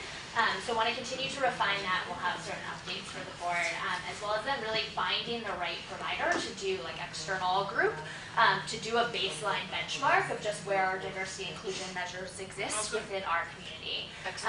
Knowing that, and obviously we'll have a vision and where we want to get to, but what are the big things that we really need to focus on, and what are we actually moving from? I just think it's so critical for us as we set a vision for us as an organization and community of what does this look like, what does this feel personally to us, as well as what are we doing really, really well, and let's highlight that and bring that attention and awareness so it's not just a constant like, look at what we need to improve upon. So Ariel and I are working on kind of setting those first kind of those two things as a priority, which then also will enable us to see what are the big gaps that we really have, or what are the areas that we want to focus on, which I think we'll get to then Ms. Carr's point around. We want to bring in, this shouldn't be just an initiative of a couple core folks of us, but really bring in the community, bring in students, bring in teachers, bring in families to help advance this. I mean, it has to be kind of a co-created solution or culture, but wanting to have that baseline first to make sure we focus on what are the areas and then who would be the right people to work and advance that once we identify that. So more to come, but that's kind of where our heads are at. So that's excellent. I would say there's that sort of 30,000 foot, or to use Liz's metaphor, that's the balcony work. I'm wondering about the dance floor work on the specific questions that the upper school brought forward to the board around gender neutral or gender non-conforming awards. And so are we, do we think that can that fit in the timeline of your work so that they can know about that for this year, or is that going to take into next year? I don't think that the timing would work for this year if we want to link them that way. But it doesn't mean you couldn't go forward with having that discussion separately. It would be interesting to have that discussion sort of parallel to trying to start to do this exploratory diversity and inclusion work, right? Because it could raise certain key issues that we should be looking at or addressing. So I don't have a recommendation. I would just say that I don't think it would meet the timeline to do it this year if you want to put them together. But I do think it's important, if it's an important issue for CAR, that we identify the right time to talk about it and what's the format that you want to go about having a discussion. Yeah, it certainly seems like the discussion on that would be better if we understood some of the things you just addressed, and it would be more authentic and more deeply rooted in where we are and where we're trying to go and what concerns are. So I see that being beneficial. I'm also sensitive to the fact that this seems to be a pain point for your division last year, and we want to try to resolve pain points. So I don't know what your thoughts are about it at this point, hearing what Jess has just said, or with the work she and Eric have done so far with Elton. Yeah, I wonder if there's an opportunity to maybe have an offline conversation just about the possibility of addressing the words, or if that conversation, we can come to an agreement that, just come to some agreements on how the work can continue, but also maybe we can make a decision around the gender awards by the end of the year. So why don't you two have a discussion about that offline and report back in March? Is that the March meeting? Yep. That's the next board meeting. Does that sound good? Sure. Okay. And if you need to share with Eric or discuss Lupin, Elton, and Eric, you'll just do that. But the two of you can. Sure. Yeah. Okay. Next is, everybody has been given a packet by Liz. It's that time of year to fill out the conflict of interest disclosure statement, the board commitment form, and the Form 700. You do not have to do it right now if you don't want to. In your packet is your form from last year, Very helpful. which is very helpful to have because you're just going to be updating it for this year. We have the same conflict of interest code and policy, and so that's all in there for you, together with an overview of the deadline of when you need to get that to her. So if you have any questions, you can reach out, but again, it's the same as last year on that piece of compliance. Okay, next it's board recruitment season. As we know, we've been trying to build the board to 9 for a while, and then we had the departure of Eric as well. And so we want to, it's multi-pronged, reaching out, but Elton and Liz and I are going to be attending. Of course, you can come again if you want. You went for me last year, or 2 years ago. We're going to be attending the board match event in San Francisco, which delivered us Jess, Barack, and Chad, who's not here today. we will be doing that in March, and we'll be reporting back to the group then. So, What's the date? March 4th. March 4th. It's Monday. It's Monday night, March 4th. I think it's at the same Hyatt or Hilton. It's at the Hilton. Yeah. So if you want to come, help staff the booth with us to talk to people who might be interested in our work. And then just a reminder, it's quite a large vetting process after that. Right? So we meet people there, we see who might be interested, we invite them on a tour, then they have various interviews with Alton, with me, with another board member, then their recommendations. Quite a long process. As you can both attest. Survived. Right, and it got winnowed down. So, Can I just add one thing? yes. So, given that we're in the position appeal process for MWA Pittsburgh, it's going to be important to fold into how we want to do board recruitment for Pittsburgh community members. Yes. So, in addition to the board on track, the vote is on February 6th. We'll see if we get approved or not, but if we do, then I think we want to fold in doing outreach to Pittsburgh community members in addition. Absolutely, and we've already started to do that through various staff members we have who live in Pittsburgh. And so, we're trying to tap in to folks out there who are interested in the work that we do and might like to join. So, good point. All right, we are now moving on to the action items. So the first piece, do I have a motion to approve the minutes from the December board meeting? I do. Okay, Barack moves. I'll second. And Esther seconds. Any comment or question? Okay, all in favor? Aye. Aye. Okay, minutes are approved. Next is we have a contract for facilitative leadership training. I know Chrissy isn't here today, but can we just have a little more color about exactly what this is? Yeah, so much of the Making Waves Academy leadership has been receiving facilitative leadership training, which helps build collaborative leadership skills and techniques. And we've worked with a particular trainer, and we used to go to the city to get the training. We have enough people now who've gone through different components of the training that if we have enough people, we can actually have the training here on site. And so this would be for a step 2 or step 3 of additional facilitative leadership training, more advanced training here on site. It's been really productive. We've used it in a variety of different meeting spaces. So, Okay, any questions? Any further questions about what this is before I move to the vote? Okay, so it's the fiscal impact is $13,150. Do I have a motion to approve this contract? I'll make the motion. Okay, Maricela moves. Do I have a second? I'll second. Okay, Jess seconds. Any comment? All in favor? Aye. Okay, the next item C, the compensation study, that item has been pulled. Item D, the athletic trainer contract. Let's take a look at that.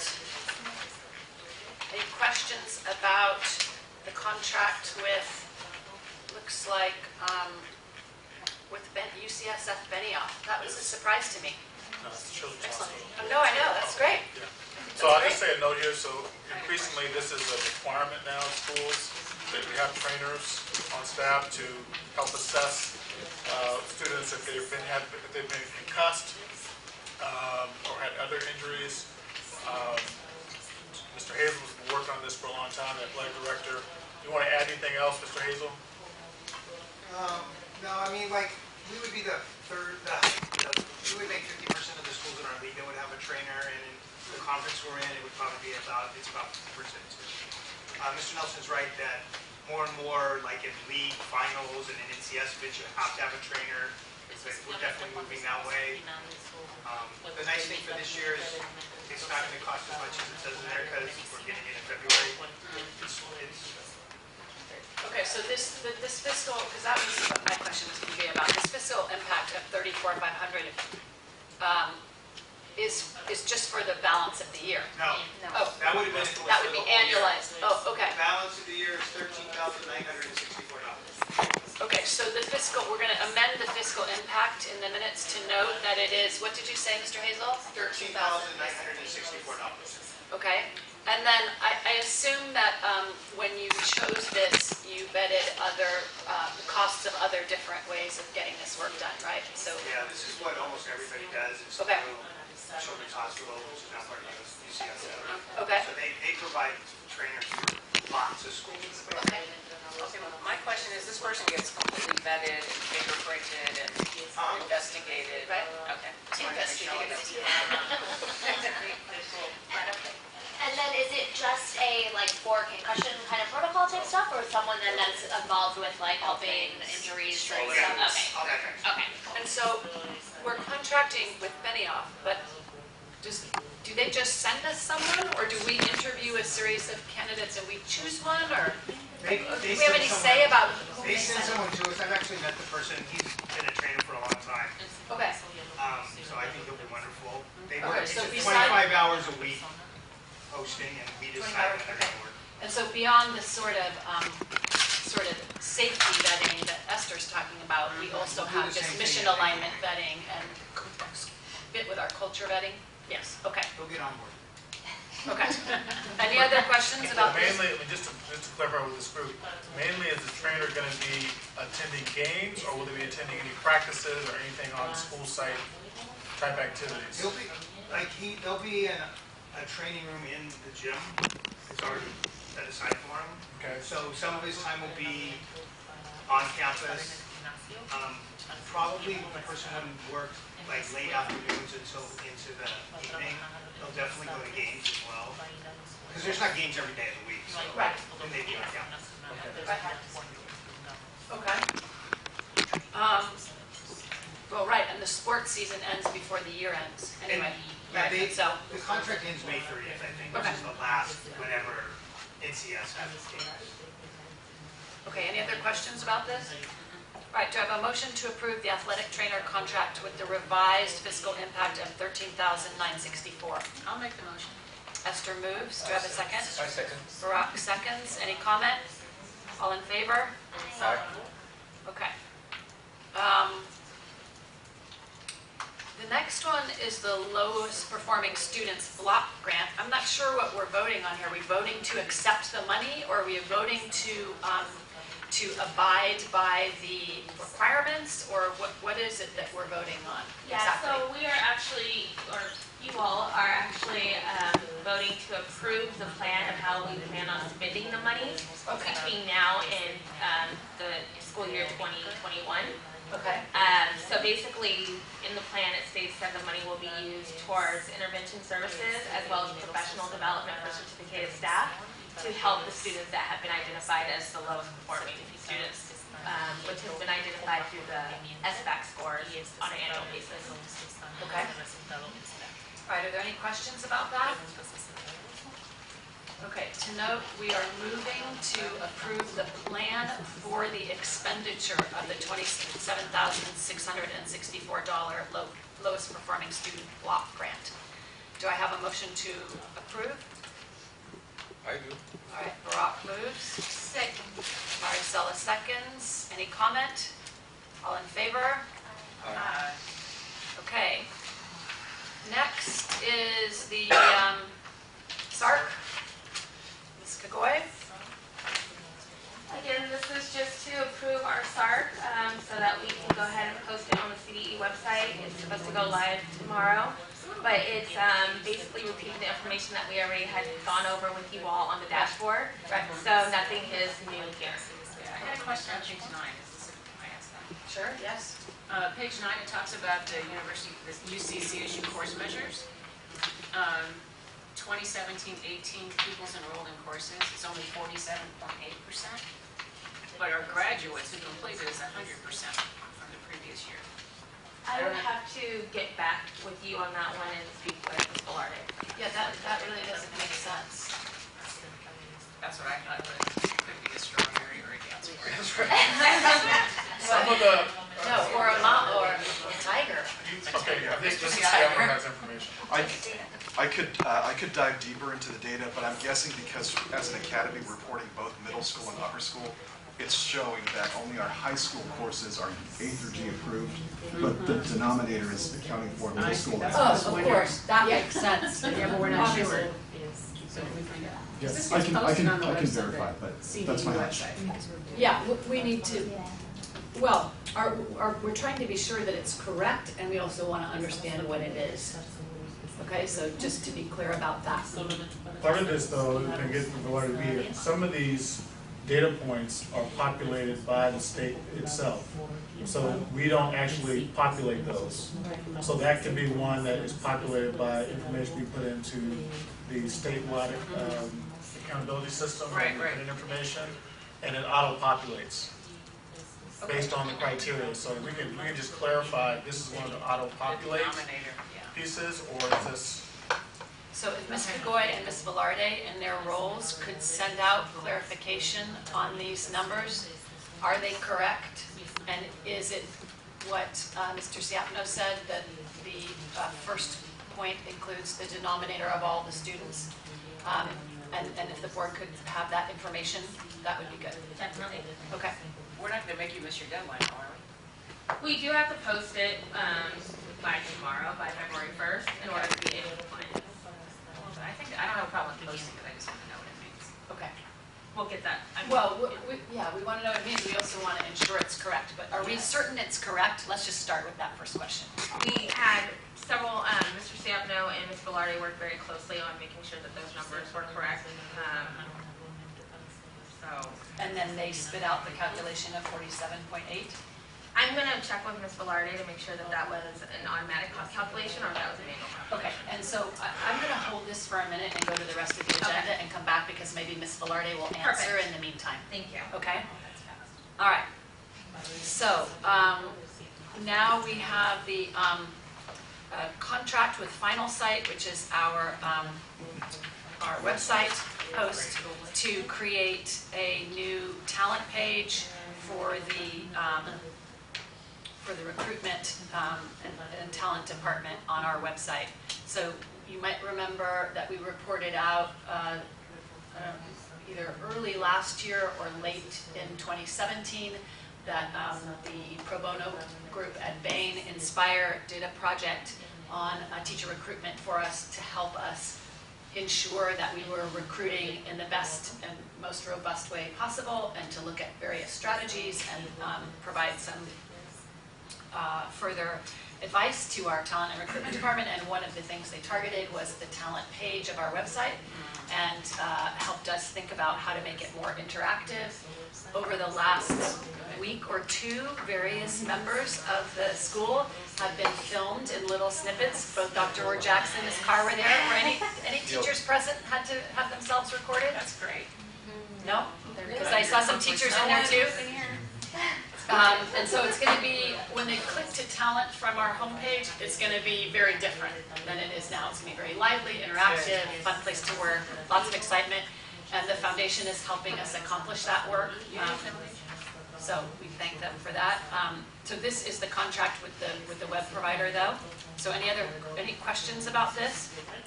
Liz, did you have anything to say about this? I see your name down here for this. No, it's going to look amazing. Okay. The foundation does support it. I am in it. You want autographs? I'm signing later. Click on your link, not mine. No, I would just say that foundation is supporting us with gathering the media and things like that, but our host is the one that does most of the design work, which is why we're having to contract that out. Okay. Do I have a motion to approve the contract with Final Site for the talent page, fiscal impact of $6,000? Jess moves. And Esther seconds. Any comment? All in favor? Aye. All right, the consent agenda. We have contract renewals for JobVite, for Star, is it JobVite? Oh, okay. JobVite. Then Accelerated Reader and the Revolution K-12 for the SAT prep. And you can see the combined amount, $7,152 and $5,769 and 50 cents. Wow, did you see that? $7,500. So do I have a motion to approve the consent items? I'll make the motion. Okay, Esther moves. Brock seconds. Any comment or question? Okay, all in favor? Aye. Okay, is Ms. Kugoi back? She's probably went in, so we'll keep holding and we'll move along for a minute. Discussion section, just want to remind board members that you got your books for the book group in December, How Children Succeed by Paul Tuff, who is going to be the keynote speaker at the College Success Institute, at which you are going to also speak. And so you need to have board members, you must have that book, and school leaders, some of you probably have already read it, but we must have that book read by the March meeting, because either our mission connection or our deep dive will be a discussion of the book. Okay. And we, in the board packet the week before, we'll have some questions. Okay. We're going to develop some questions to the ribbon that will be the discussion questions for the book. The sooner the better. Yeah. Because you like to read the questions before you've read the book? Yeah. Okay. I already read the book. You already read the book? Okay, if you've already read the book, if you have a question to propose that you think would be good for us to discuss, because I haven't read it yet. Okay, good. So send a, there you go. So think about it and send some questions to Elton and me that you would like to suggest we discuss. Excellent. So you thought you were the A student. He's actually. You thought you were getting extra. Do we have a chess instructor, you know? A chess instructor, yeah. Do we have a chess instructor? Right, because chess is important. So, Ms. Kagoi, I see you're back. Do we have an answer here? Yes, so we're so we're seen as one school, 5th through 12th grade. So it's taking into account all of our students. The only students that are counted in this population, or in this percentage, are our high school students. So what Mr. Siapno was saying, only our high school students are in A through G courses. And our middle school population is over 50%, so that's why there's that 40. Okay, excellent. And it's pre-populated, so it's an auto-populated form. And so does the state asterisk that number and then note below? No. This is a 5 through 12 school. No, and that was. I just was hoping, because with all the changes. No, and we asked that question actually at the Title I conference in regards to the dashboard as well, because the graduation rate and a lot of the scores that were pertaining to the upper school don't pertain to our middle schoolers, of course. Right. And we said, are you going to put there an asterisk saying that this school is, these grades, not those grades. We don't have third grade. We don't have a third grade testing grade. Right. And unfortunately, not at this time, no. So so when you ask that question, how do they respond? They just say no like that, or do they say, we hear you and we're going to try? What do they actually say? They say that. They do say we hear you at this time. But they say we hear you, but at this time, that is not something that they have put in the template or in the dashboard. But there's other ways that we could capture it by putting it in like narrative. Okay, so we need to make sure to be doing that in every possible way we can to remind people that we're 5 through 12. Because you're right, it's the bottom end too, because we don't have the 3rd and 4th grade test scores. Right. Right? Okay. All right, thank you. So I think we're ready to vote on that now. Can I have a motion to approve the SARC, please? Okay, Maricela moves. Do I have a second? I do. Brock seconds. Any comment? All in favor? Aye. Okay, so that is, that's one comment I have, and before I turn it over to other board members, the other comment is, it was just really a lot of exceptional hard work done by our operations team. We talked about all the resiliency here with the divisions and the teaching staff, but really important to recognize the central service office and the operations team and how hard they worked to get everybody where they needed to be. We had people working the entire winter break when everybody else was not, in order to make sure that the upper school move into the buildings was smooth. So I just really want to call them out in this space and thank them so much for that. Libby Cole, our COO, is at a conference today. So we'll make sure to highlight this part of the minutes in orange for her, or yellow, that we recognize the work of her and her team to get this done properly. So other comments by board members? Any other comments board members want to make? I would just like to say my strawberry for the day is seeing all of the. I say it three times. Remember what a strawberry is. My strawberry is Strawberry from the balcony. no, seeing how hard everyone is working, and we're always so connected to our mission.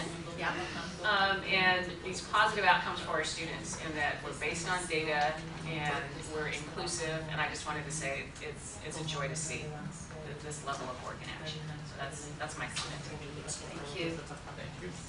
Any other comments by board members?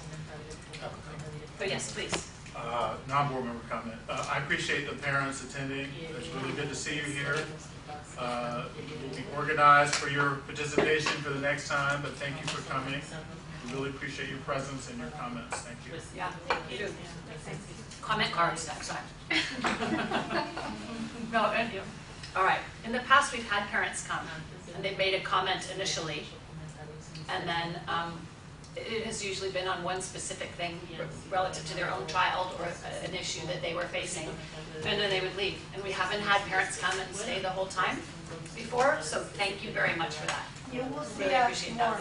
that. You will see more. Oh, good. Okay. Yeah, definitely. Okay. Great. All right. Closing items. Just a reminder on the next,